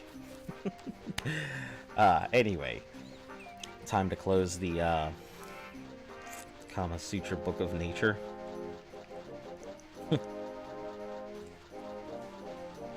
How old are you, by the way? What job do you do? Just curious. I am 33 years old, and I am a data analyst for the government. That is my day job. So, whenever you hear me talk about, like, my job and everything, it's pretty droll. Not exactly the most fun stuff, but, you know, it pays the bills, and they pay me enough money to shut up and color, so... I know I don't sound like I'm 33, but don't have to answer you, don't feel comfortable. I actually don't mind talking about myself, like... It's not a problem. I mean, I obviously sound like I've been through a lot in life, clearly. So, wondering if there is an add-on for different weapon models. I'm sure that there is. Daggerfall Unity, I believe, has quite a large assortment of stuff. Hi, are you trying to complete the main quest without fast travel or mods? Rauzar, hello and welcome. And yes, the only reason I'm not going for anything that isn't main quest, is because it would take far too long to do the side quests. There's 277 side quests, and because they have, like, near infinite side quests, you know, I can't do that. But yeah, main quests. That is exactly what I am accomplishing. And, so to give you a heads up, since you're new here, and I have completed, I think, about 3/4 of the quests. I'm currently heading to the Temple of the Fearful Tree of Arcay to go pick up the Underking's quest, which is going to send me to Yakalon. And it's good that it does that, because I can head over across the ocean to Daggerfall, grab the quest from Daggerfall, head over to Yakalon, knock out whatever they need at Yakalon, and depending on whether the lady at Belfaria tells me I can or can't go, I'll grab Belfaria, I'll either go down back to Sentinel and turn it in, or I'll go over to Orsinium, knock out that, go to Belfaria, knock out that, then go to Sentinel, and then go back to Daggerfall. So one of those two ways is my path from here. But yes, it's been a pain in the ass, and I've been playing this game so far, Daggerfall, for 100 speed, I assume? No, sir. 505% speed. And I will explain this because I know a lot of people are like, this is crazy, how did you get that far? And it's my first time playing it, so I am not big on following convention, whether or not that's a good thing. Every item that I have has roughly this enhances running skill on everything. And, you know, various other strengths its armor, you know, regens, repairs, whatever else the other ones have. But they all have enhances running skill. And that includes all of my armor in here, with shields and swords and helmets and all of that. So, 505%. Plus, I am a werewolf, which gives me the extra boost to speed as well. Plus, I am Master of Running, which I think gives me that extra 5%. So yeah, it's really damn fast. That's the reason I am Big Zoom. Plus the crouch, which I feel like makes it faster. It probably doesn't. Probably just a visual thing, but... You're pretty cool. But I don't think so. I mean, I just try and talk to people if I can. If you work in a call center and no one calls him, is he unemployed? I am not in a call center. No, I work in a lot of financial data, so if humans work in a call, is he unemployed? No, I would say he's still getting paid regardless. Like, even if no one calls him, he is still getting paid. You know, if he is not currently working, he is being paid to be available to work. I kind of want to play Daggerfall and put Daedra's souls on every item and create the most OP character ever. Give it a go, why not? All life forms in this universe are defending the same thing. Why? His job to call anyone himself. I brought Fallout 4 on PS4 and I love it. Well, are you the IRS? I am not the IRS. No. I've thought about doing IRS. I've actually had the opportunity to work at the IRS, and I have been extended an offer to work at the FBI once. But I turned it down at the time because it just wasn't... It was just before the whole pandemic hit. So I'm glad that I didn't take it, or I probably would have been out of a job at that time. So, But I will tell you that I do have a Fallout 4 challenge coming up here in the future, eventually. So, if you do like Fallout 4, and you want to see somebody do something crazy, just like, fast travel, tune in.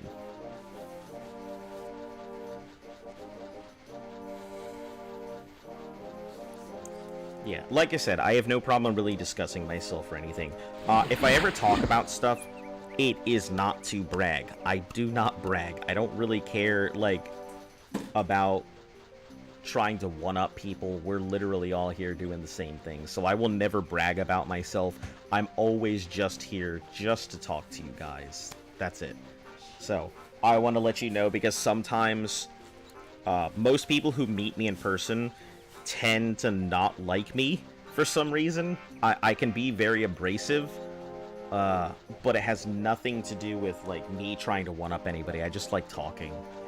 So I like I sit here and stutter over my words, but I do like the sound of my own voice, and it's not because I'm narcissistic. It's because I worked very hard on sounding the way that I do, and I've worked very hard on being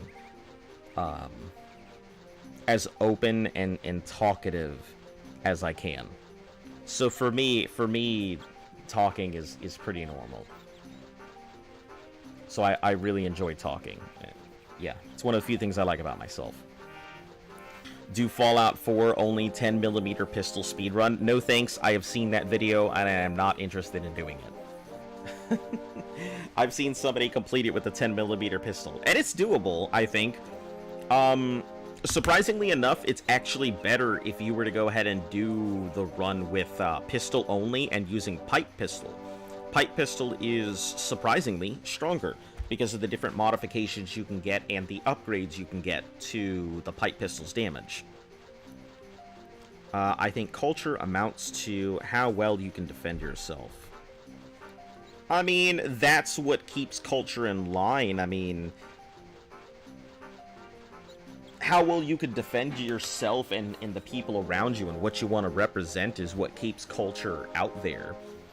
Or make a wheel and put an item you have to get as fast as you can. That would be pretty cool. You can glitch a triple mini nuke onto any gun in Fallout 4. So, Fallout 4 pretty too well, so any challenge is pretty easy for me personally.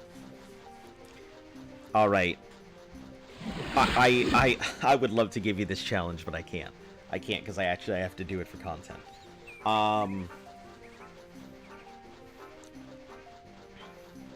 As far as cultures and everything, it's really weird talking about cultures. I'm a Puerto Rican.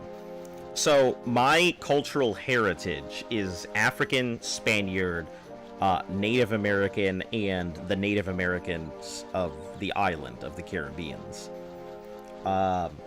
So culture is kind of weird because for me it's a pretty big mash of all of those things together.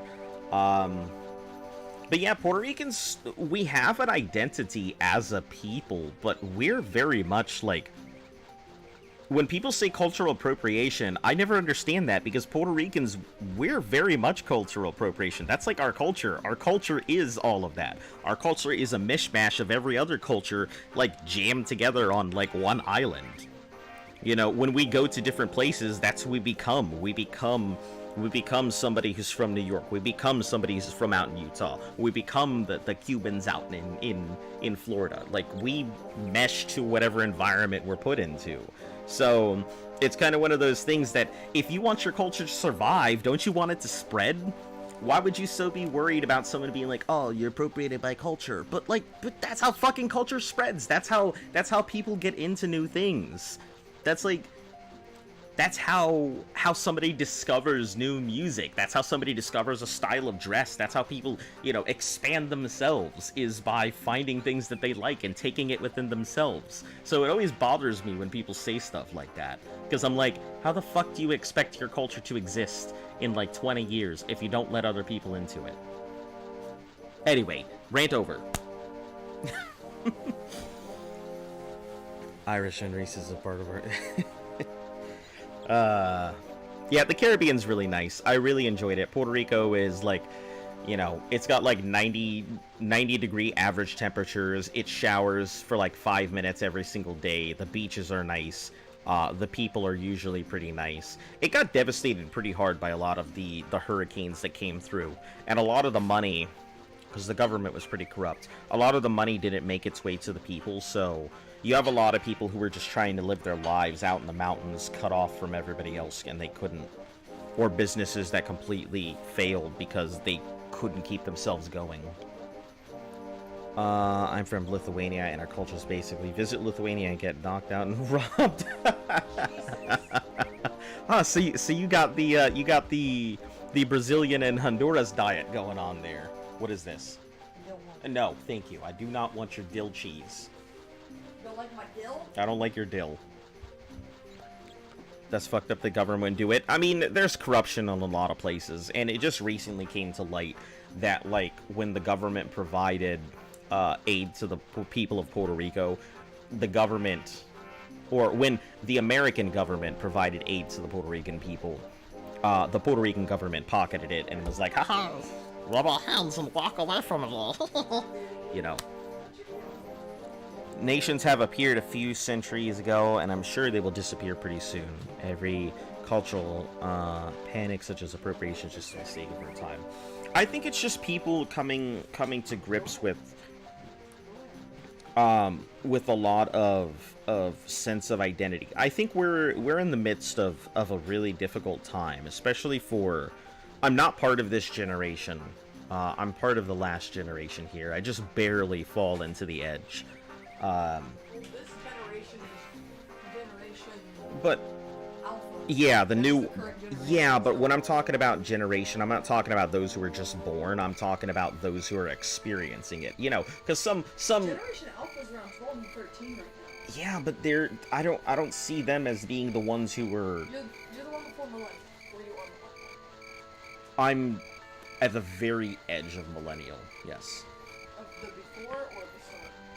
the start, the very edge of the start. Cultures are always evolving. Two people who consider themselves the same culture a few generations apart cannot agree, and that's a part of it. Yeah, I agree. Ralzar, that is a perfect point. Like, cultures, nations, people are always evolving. And I guess that goes back to the same conversation we were having about identity. No.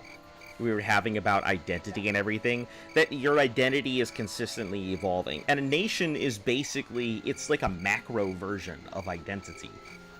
You know, originally America stood for, you know, freedom and being able to do what you want and escaping from everything. But now, whenever everybody thinks of Americans, they think of that big, brash, like, overbearing, you know, rude personality. At the same time, Americans are very much a, hey, the ones who get out and want to go see the world, even if they do it badly, they're still trying to experience the world and everything else, so you gotta cut them some credit even if they're really bad sometimes. I say they, but that's a me, I'm a we, I'm a American, so, you know. This generation is fucked up. I wouldn't say they're fucked up, I would say that, and you really wouldn't want to be part of the last generation. Let me address these in order. You really wouldn't want to be part of the last generation. Yeah, it was cool, but this is where a lot of it started, you know. A lot of these problems that we're having right now did start in the 50s, but they only escalated in the 80s.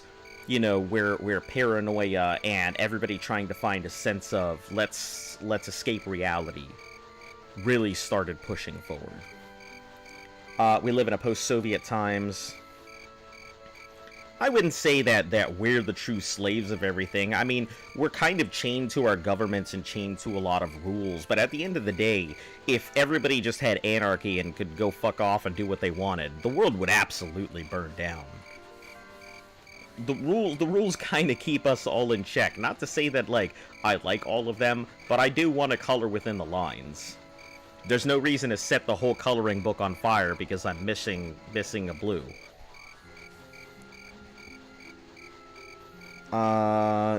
You see people identifying as I'm insert whatever nowadays. It's out of control. I mean, but that's people can do that.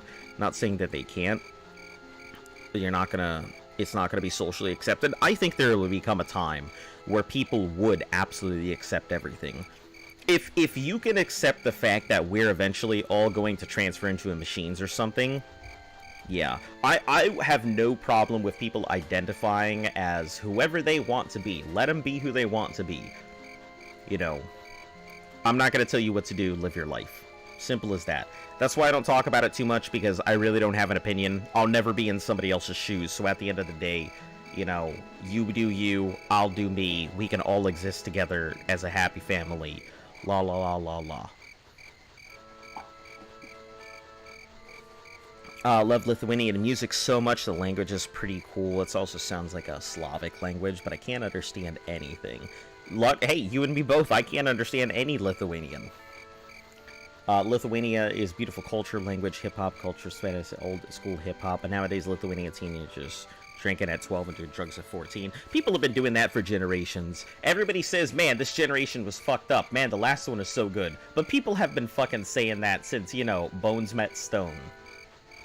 Like, every generation is always going to say, man, the older generation says this generation is fucked up. What are they doing with themselves? The younger generation is saying, man, the old generation fucked it up. I wish I could be there. Or they're saying, man, the future's going to be so great. Like, we've been saying that for ages and ages. So, I can't really fault either side of it. We're all at fault. We're all in it together. The sooner we recognize that we're all floating through the same ball of space, and, you know, if we fuck it all up, that's it, then the better it is. Bless you. That's all, it isn't better or worse. The new Batman movie, Riddler says, generation is a lie. Do you look forward to a time when children aren't born of women? I don't really care either way. I don't have any problems with women or men or whatever you identify as. Like, I don't really look forward to the time of, like, where people are just... I don't understand your question. It's really hard for me to go ahead and answer that question, because I can't really conceive of a time where people aren't, like... I mean, we have test tube babies. We have artificial wombs that are being worked on. Like... I don't think that one or the other will become obsolete, nor do I frankly care. That goes back to the whole cloning conversation that we were having before. Or, you know, breeding in machines. So I cannot really answer that question. And frankly, I don't really want that kind of life. Man, I do love the woot hoots, so I don't wanna go ahead and do away with that. You meant Slavs? I'm so sorry, I didn't mean that. I have no problem with anyone doing their own thing. Renewal, word I can't read. 2000% true, they say the last generation is the best. Isn't there a quote from Plato complaining about the youth? I'm pretty sure there is. There's plenty of people out there who would complain about everything. Classic Joe, what are we talking about? Hello and welcome, Joe. You have come you've come at a very interesting time. We are talking about, you know, identity, personality, generations, how humans are messed up, the future of humanity.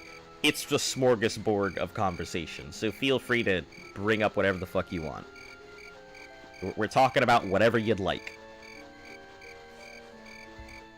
Alright, 9. Let's see where we are on the map. I need to start correcting here. We can get to that after. Also, let me see what this... Almost new. Okay, so I can keep using it. You mother... Get out of here. Get out of here. Friggin... You attack me? Alright, cool. So we are going west. We need to go slightly southwest. This direction.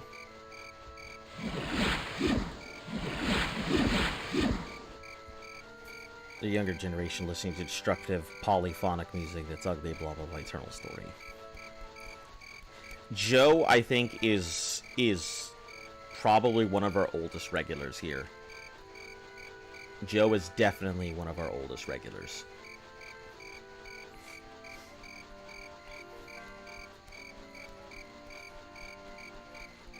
if there was a way that I could designate Joe as like an older like member, I totally would. But I don't know if there's a thing for that. I'll look it up, Joe. See if there's a way I can like give you a mark saying, "Hey, I've been here a long ass time."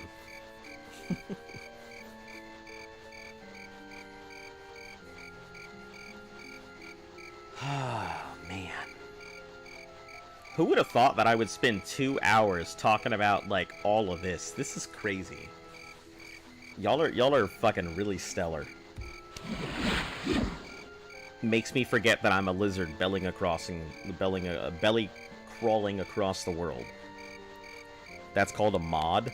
Listen, I'm not trying to give anybody a mod because I leave that to Luft. And usually when I'm thinking about mods, it is people who control the channel. Maybe there is like different versions of, I don't know. I didn't start all of this YouTube stuff with the intent to know anything about YouTube or understand how it works or whatever. So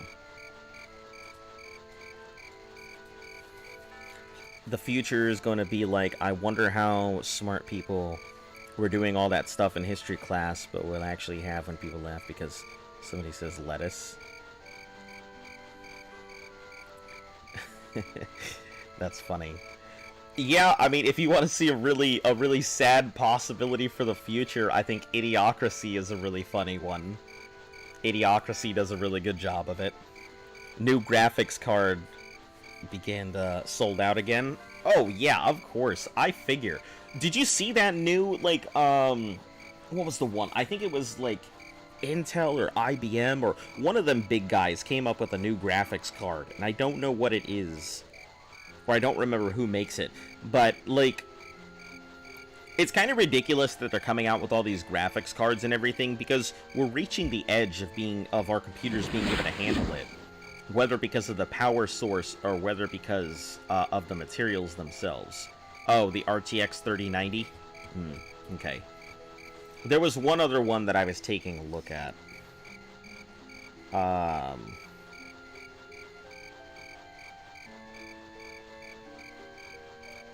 think it might have been. Let me see if I can find it.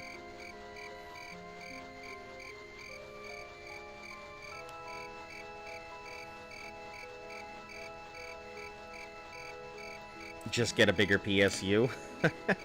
I still don't like see it like. I think we're gonna reach an edge. Like, we're coming to the material edge of it all. We can keep creating all of this stuff, but we can only shrink stuff down so far. We can only go ahead and expand all of our stuff so much. And unless you want to go ahead and start carrying around a backpack. I'm gonna go now. Good night. Alright, you have a great night, and hopefully we'll see you again sometime. It was nice having you here. Good for conversation.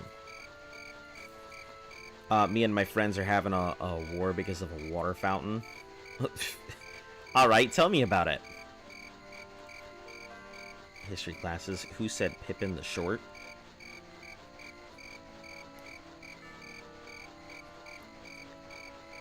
We're reaching the limits on how small we can make silicon. I mean, they've achieved 3nm CPUs. Pretty sure we have to move on to a new type of material. And that's what I'm saying, is it's the material that's the problem. We need to either, and in terms of cost efficiency, the ability to sink heat into a different type of material, we're running into problems, not even just making these small things, but like the material capacity, the power components, and the ability to dissipate heat are our problems right now. So, that's why we're reaching the edge, because we don't have no way to go ahead and make advances. So we have a water fountain that actually shoots water straight. So I took the water fountain that shoots out water correctly because the other ones don't have that much water power. Okay. Ah, I see. So you're claiming a water fountain and everyone else is like, no, you can't have that water fountain, and you're up there, you know, primal SpongeBob bone in hand, ready to fight everybody off, right?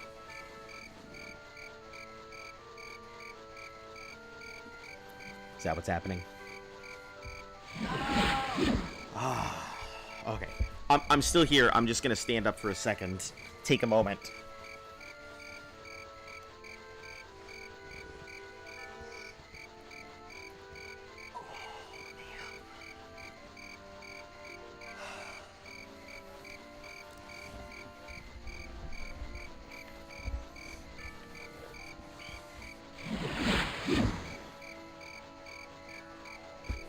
Look at all this sand and palm trees. That's kind of nice.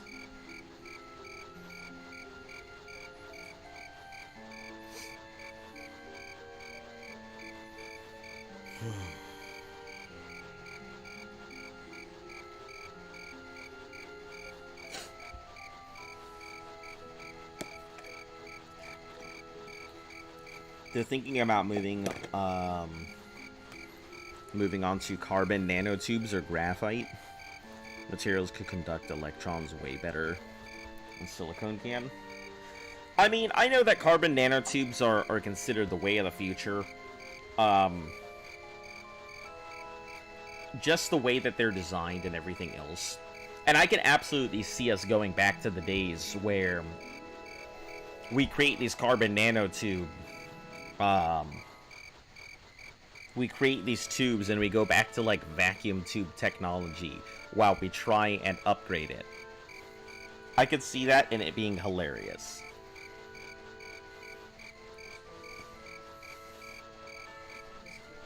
But I will give myself a big crash course into carbon nanotubes. And their uses in computer technology so that I can better discuss this. So today I was going to the water fountain. He pushed me so he could get to one, so I snuck in between the two people. When I left, that's what he is doing, but I did that yesterday, so...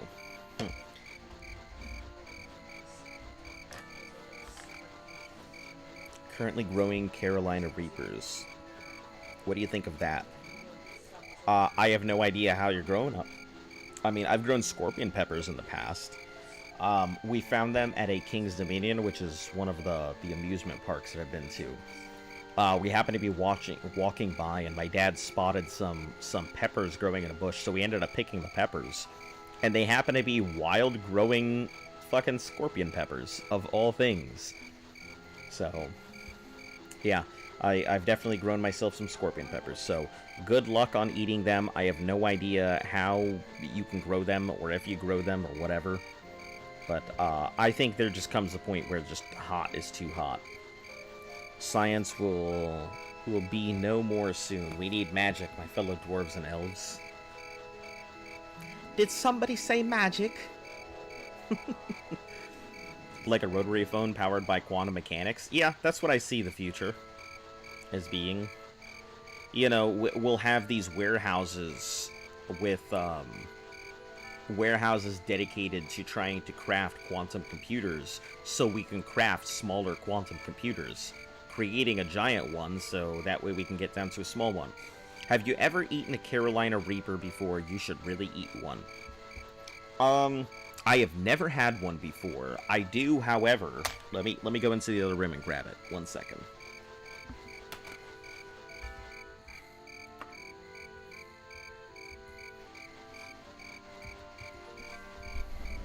Alright, I'll be back in like a minute. I'm gonna go grab it real quick.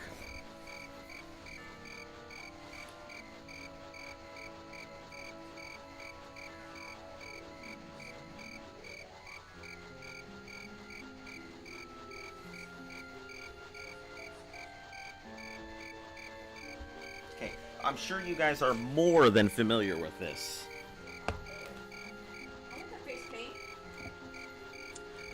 So I managed to get one, I guess, before they started selling them out. The one chip challenge. The Carolina Reaper / Scorpion Pepper. Inside, one extremely hot tortilla chip. So I do have one of these things. I may go ahead and do this for, like... For a certain goal, but I have to figure out what it is. The next goal that we're doing is, the next goal that we're doing at 600 is going to be the disgusting sodas and food. So, Yeah, I'll have to worry about that. But that's when we hit 600 subs, so... it says it's day 91 through 100. What, does the stream does? Eating a Carolina Reapers and shotgunning a can of bear mace are about equally as clever. Ugh. Listen. The moment you said shotgunning bear mace, my body just fucking retched. Because, like, I can already picture it. I can already picture it. Because, like, I can taste the bear mace in the air the moment you said that.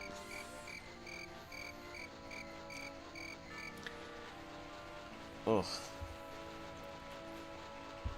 Future is non-Leucidian houses that are higher than outside, etc., and everything else. I don't think we're going to be living in some non-Euclidean lifestyle. I think we would all go mad if you really want to go by the whole H.P. Lovecraft kind of universe of cosmic horror. I feel like we would not be able to comprehend non-Euclidean geometry. If you think that one chip challenge is hot, imagining the whole Reaper. Have you seen the YouTube challenges of it? I have not. I have not seen any of the YouTube challenges of it.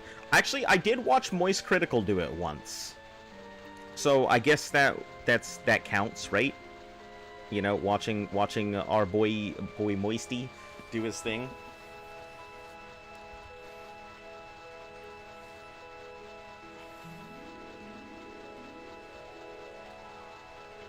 But yeah, I mean, I've got it here. I don't know when to do anything with it. Maybe I'll do it at, like, 900 or something like that.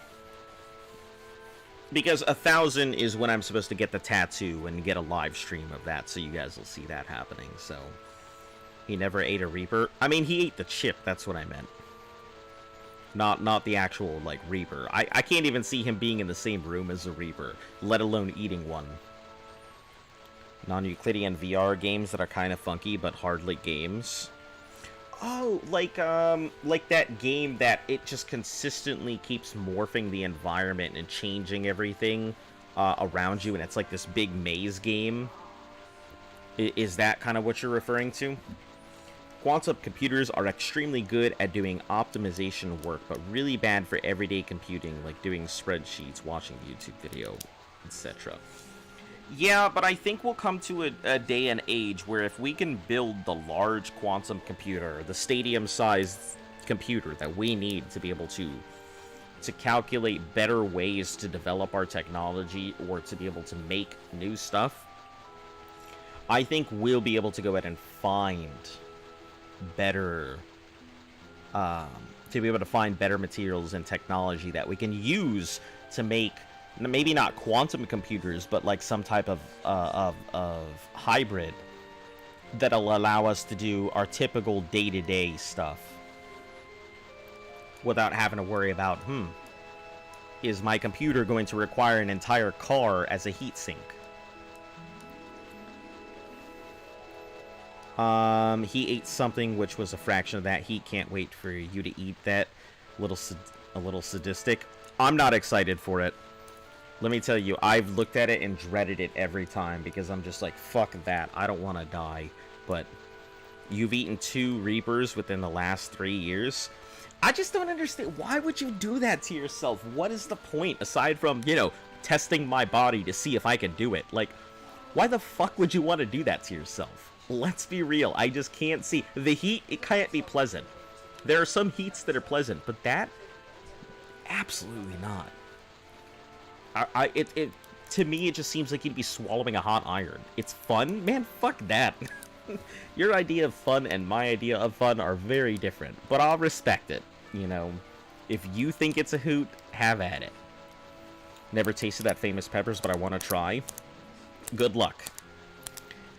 Swallowed it like 1 month ago. I went for a piss and my piss was burning. Stomach cramps for like 12 hours, going to the toilet 7 times a single day. Burns so bad. While I doubt the real wizard shit will always remain in the realms of science and future, I'm sure it will. Well, there's a whole theory behind that kind of stuff.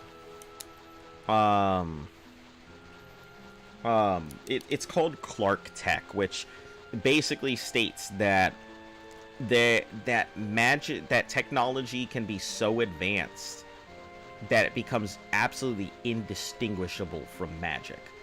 That you get technology to a point where it's incapable of telling the difference between a spell and between just regular technology.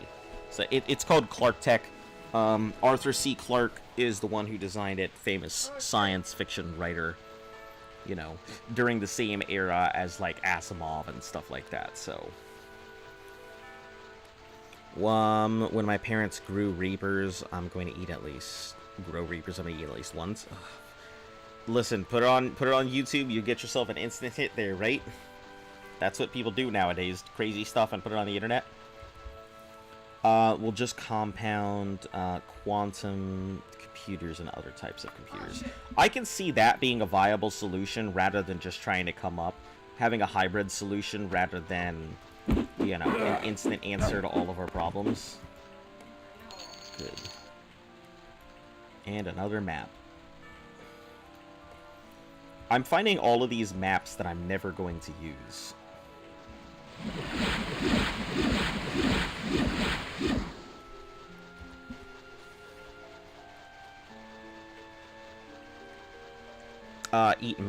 Eat weapons grade peppers, drink cleaner alcohol. Oh, jeez.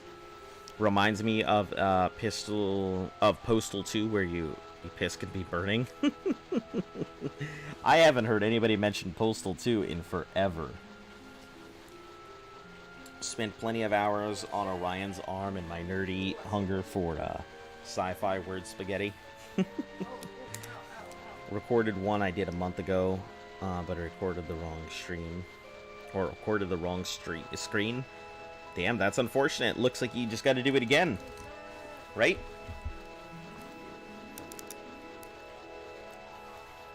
Yeah, since my channel is all about challenges and all about doing things live, you'll very rarely see me do any, like, pre-recorded performances or stuff on here. I mean, occasionally you might. Like, if I do something on Twitch that didn't get uploaded to YouTube, you'll see me go ahead and shift it over, but other than that, like, yeah.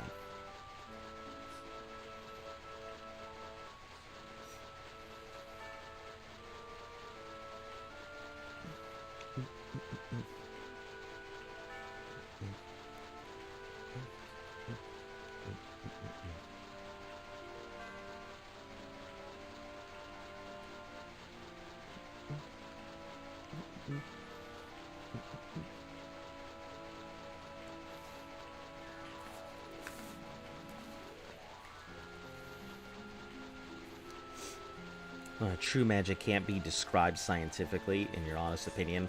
That's why it's magic. If you can throw a fireball, but it can be explained, then it isn't magic. I mean, I suppose, but magic would be just tapping into...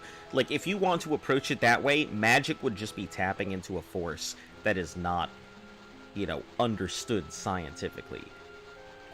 I mean, think about it this way. If there was magic out there, and scientists approached it, they would eventually be able to explain why there is magic. Which in turn would turn it from magic into, you know, not magic, according to that definition. There's been news that they hired all previous voice actors for Postal 4 and the dude from 2. The dude from the horrible 3rd and Duke Nukem hired for the 4th. I had no idea there was even a 3rd. Like, you've caught me off guard by that. Yeah, if it's all about the challenges, chili should be a fun part of the channel. No, thank you. I'm not gonna go ahead and turn my stomach into an ulcerated mess just over a couple of hot pepper challenges. They unsexy the magic, those bastards. There's a reason I don't do, like, I'm not gonna do anything that's gonna, like, fuck me up in the long run. Also, if I don't feel like doing a thing, I'm just not gonna do the thing. Like, that's the reason why, even though there are much more low-hanging fruit, like reaction videos, or meme channels, or, you know, reading Reddit stuff. There's so many low-hanging fruit that I could go for that would probably skyrocket the popularity of the channel. But I'm not interested in it, so that's why I don't do it.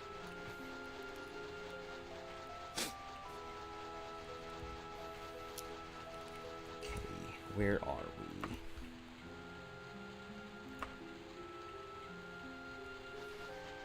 Yeah, but just keep heading that way. I'm quite surprised that I have not fallen through the map today. And now that I've jinxed myself. The third Postal game spent ages in development hell and ended up on some Russian doorstep. It was so bad. They made DLC for 12 years later, retconning the game. Wow. Alright, we'll go ahead and catch you later. It was nice having you here. I am glad to see that some of the regulars out there are coming back to the channel. I know this isn't the most exciting gameplay and everything, but still, it's nice to have you here, even if for the conversation.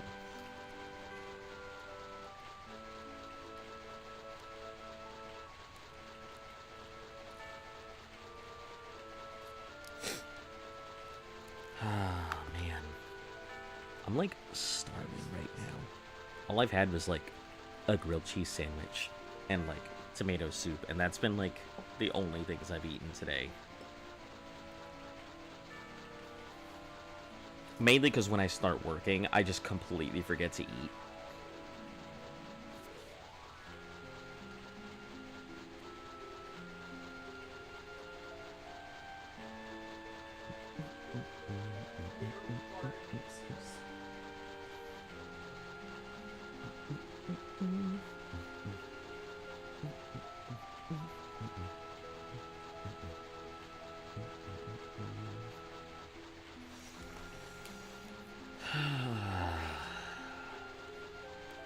Can I give my brain a rest now?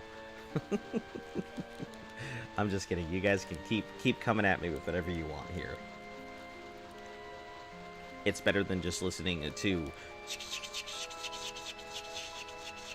the whole time.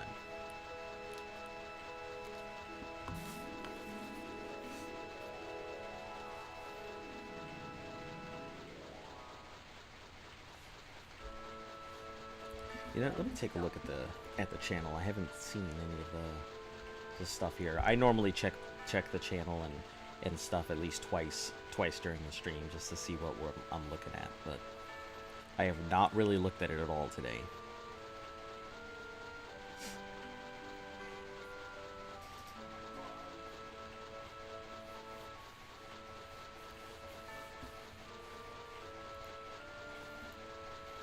Time to rest a bit and meditate in silence. I mean, we can talk about whatever. If you'd like, I can give you guys some good background music. You know, sing you a song.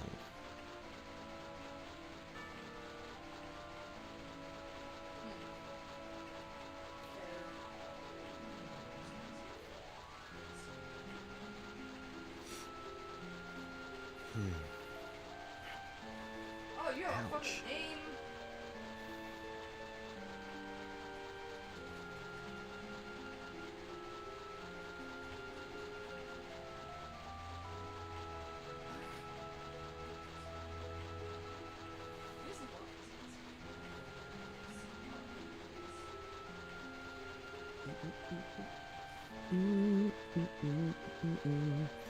I traded someone for a vampire's bashing minigun. Now I'm literally invincible. I mean, if you get close enough to be able to go ahead and use it, right? I mean, that's the drawback with it, is you always have to be close enough to go ahead and use the spin up portion, right?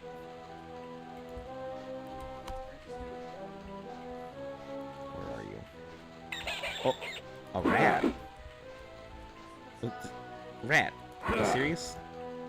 Jesus.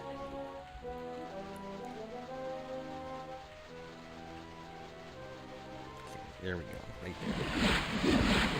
there.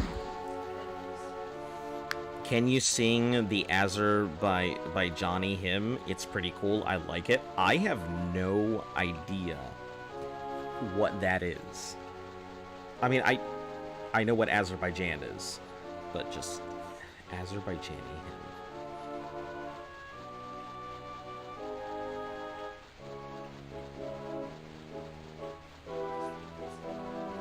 All right, let me mute for a second so I can listen to this really quick.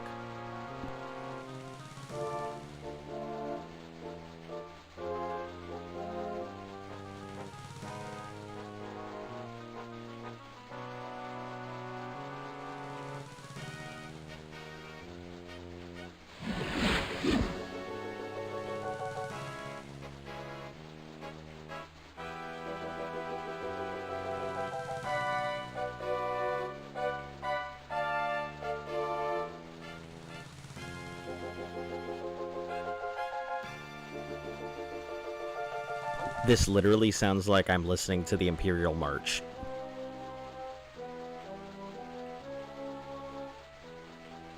It sounds like a weird mix between the Imperial March and, like, the Russian national anthem.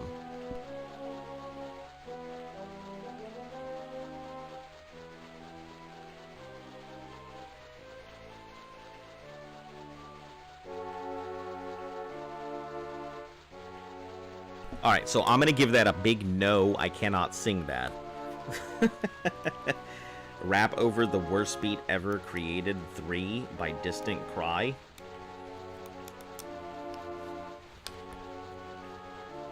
I have no idea what this is, but I'll check it out. The worst beat ever created.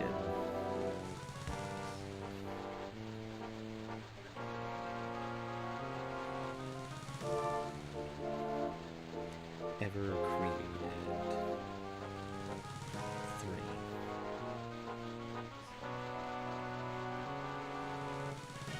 Oh, number 3. Oh no. I see it. Oh, okay. Once again, give me a moment to listen to this so I can see what the fuck you guys keep sending me.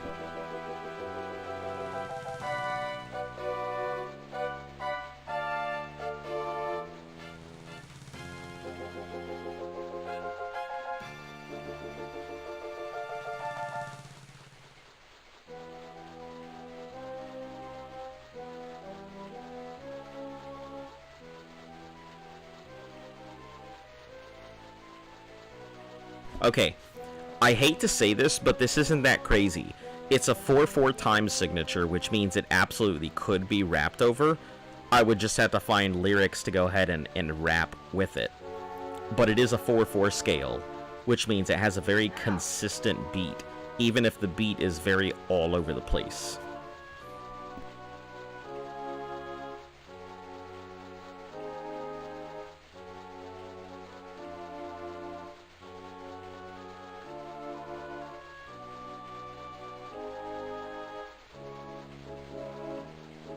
Yeah, this isn't too bad. I mean, it's doable. It's just... yeah, I had to actually come up with something. But it is doable. It's not terrible.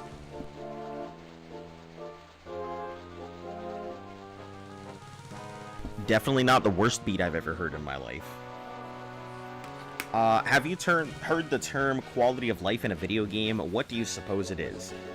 Quality of life updates in video games usually tend to revolve around the MMO experience, or about general gameplay when you have things like item management and stuff. Quality of life refers to the ability of you to go ahead and play the game in a more efficient manner without having to go out of your way to create your own types of optimizations to play the game or to experience the content. Such as Path of Exile has a lot of quality of life updates. Auto loot picking. Notifications that certain items of certain rarities or values have dropped. Filter Blade. Creating filters that you can install over your game to let you know that, hey, items have dropped, here's the quality of the items, and showing you on the map how it works. Installing a mini-map on a game to allow you to navigate the local area rather than having to go ahead and reference a large map. The quality of life just means that they're trying to make things easier for you to play the game rather than having to worry about doing it yourself. Introducing, I guess, ease of access options. Accessibility is what you would normally call it. Like, it would be put into a menu as accessibility.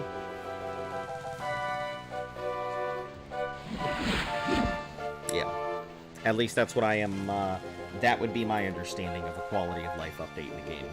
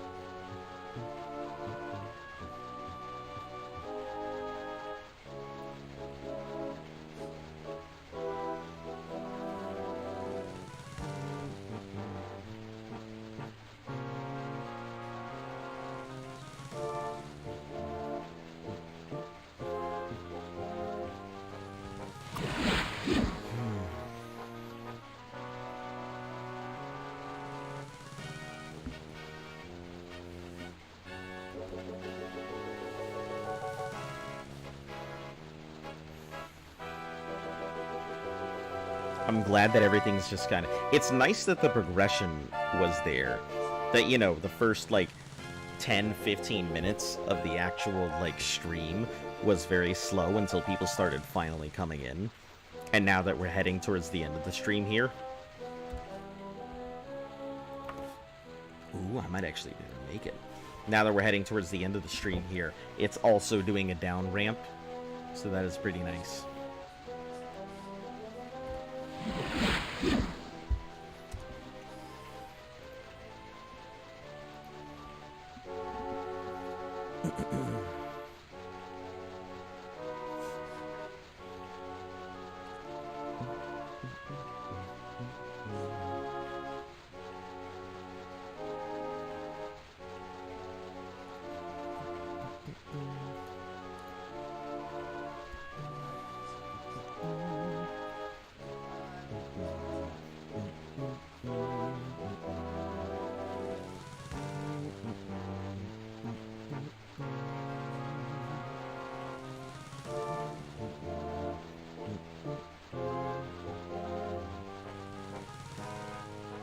The Industrial soundtrack always has its vibe. It's pretty attractive. As I tend to really enjoy sound in my video games, sound is extremely important in a video game to me. I always feel that aside from just the background noise, from the background music and everything, I like little things like how chests in Destiny make like a tinkling noise, so you can always find where they are. Or in a more recent thing, Tiny Tina's Adventure or Tiny Tina's Wonderland, like how whenever you get near a D20 loot box or something, you can hear like a ticking noise, which I think is pretty damn cool. I like when people take the time to indicate or to put really small noises on, like, a thing to let you know, hey, this is here. Like, you know, Nirnroots. I think Nirnroots, despite a lot of people hating that noise and everything, I really like Nirnroots. Because it's an indicator, it's a sound indicator that, hey, I exist. I'm a thing that you should collect. It does a really good job of forcing characters and players to just navigate towards this particular thing. So you always know, if you're approaching an area and you hear that wow, you always know, hey, there's a Nirnroot. I feel like there are more games that should utilize a concept like that. that certain materials or things have certain sounds to them.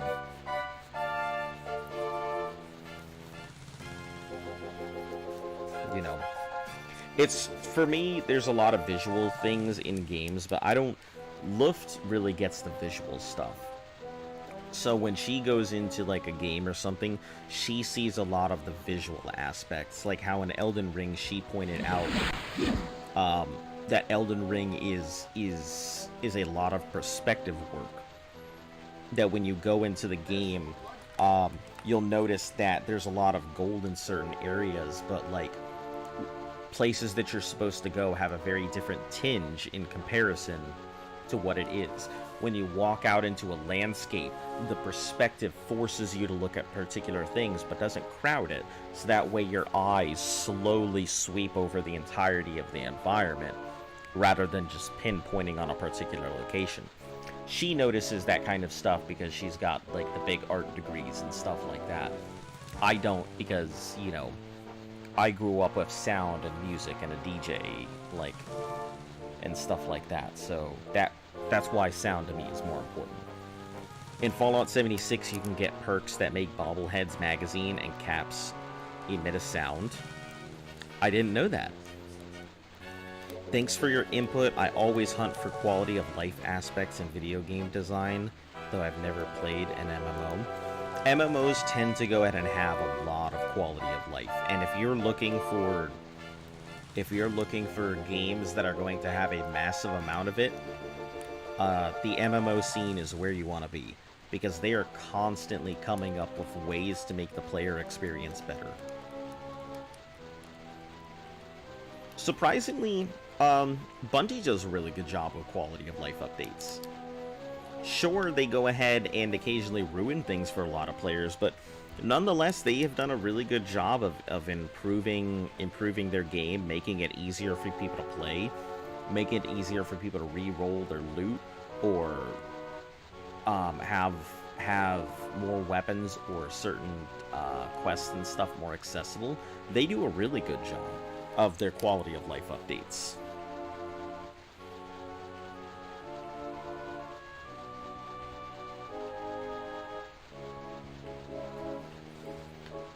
Let me think, who does the worst quality of life updates that I've seen?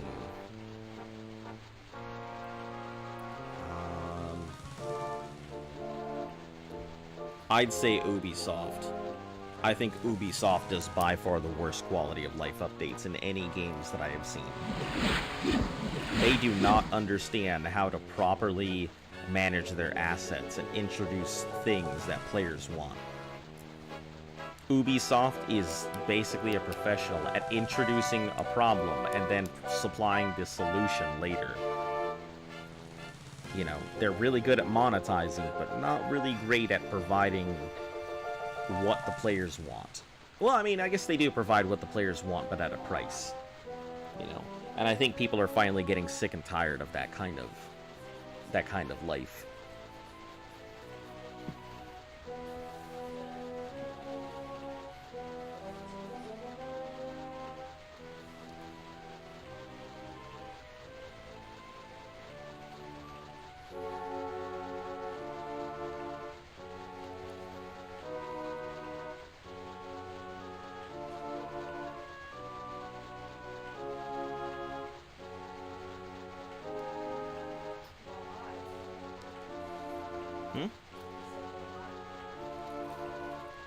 Hello?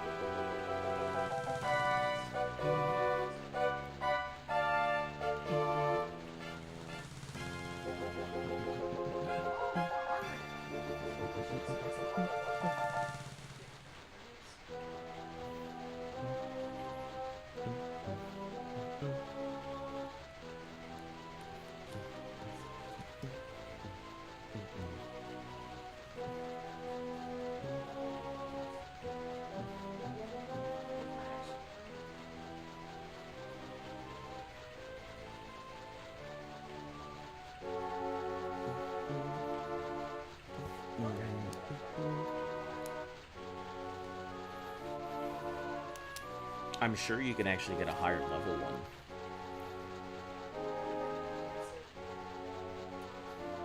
Oh, throw an enchantment on it? That would be cool.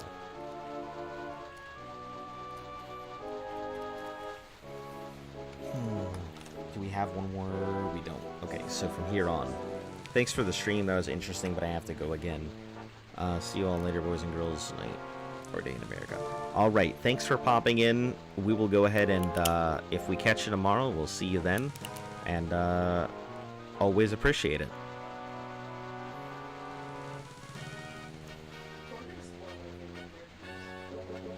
And also to any of the people who are now popping in, thanks for checking out the channel. I broadcast on Twitch now and YouTube at the same time, so multi-streaming, which I just finally got working here, so that's exciting. Monday through Saturday, so I'm here basically every day except for Sunday, because I don't want to go ahead and broadcast every single day, or, you know, my brain will fall out of my fucking ear. So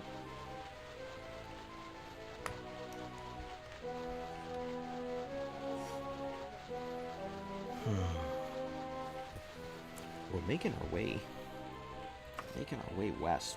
We are very, very close.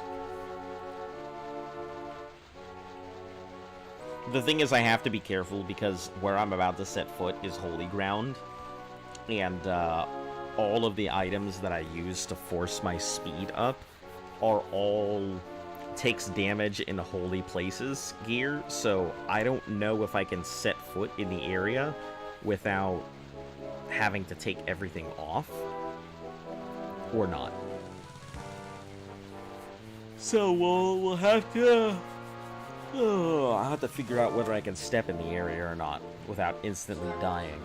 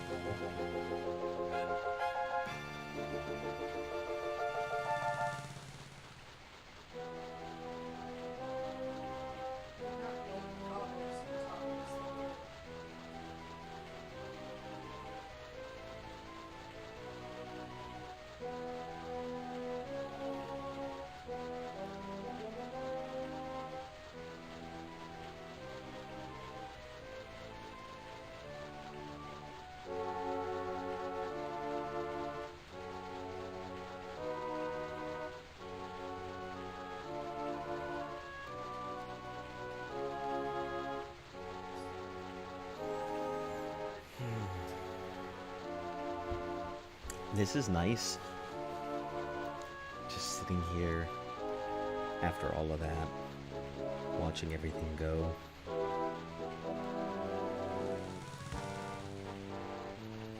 Do you think there's a theory of food? I don't. I can't even begin to think of where a theory of food would come from or be, frankly. Theory of food. I don't know. Let me see.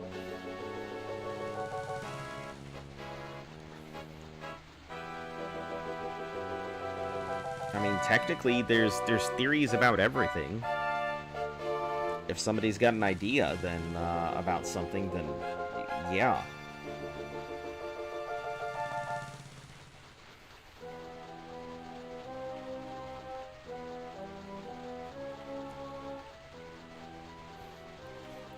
Do you mean like theory of food as in like how civilization evolves around the food they eat and what's available, or are you talking like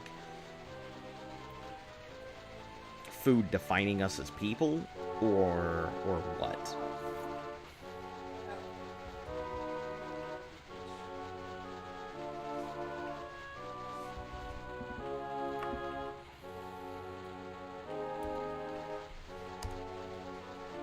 We can now do a force correct down to southwest here.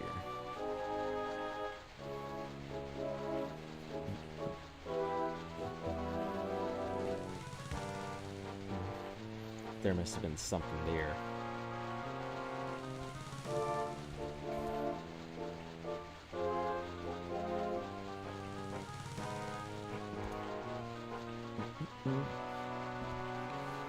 Like aliens smearing paste on their skins or something? I mean, I guess there has to be. I mean, because there's a lot of animals here that can, like, suck up water through their skins already, so I assume, you know, let's assume there are aliens out there. There's bound to be something. There's bound to be something that sucks it up through their skin, or eats it in a way that we're, you know, unfamiliar with. I'm sure there are plenty of things out there that are, you know, just completely unknown and foreign to human life as a whole.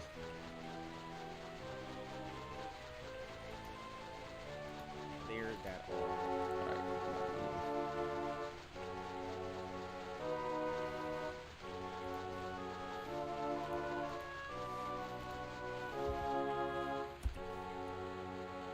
Let me go ahead and rest there. Enemies.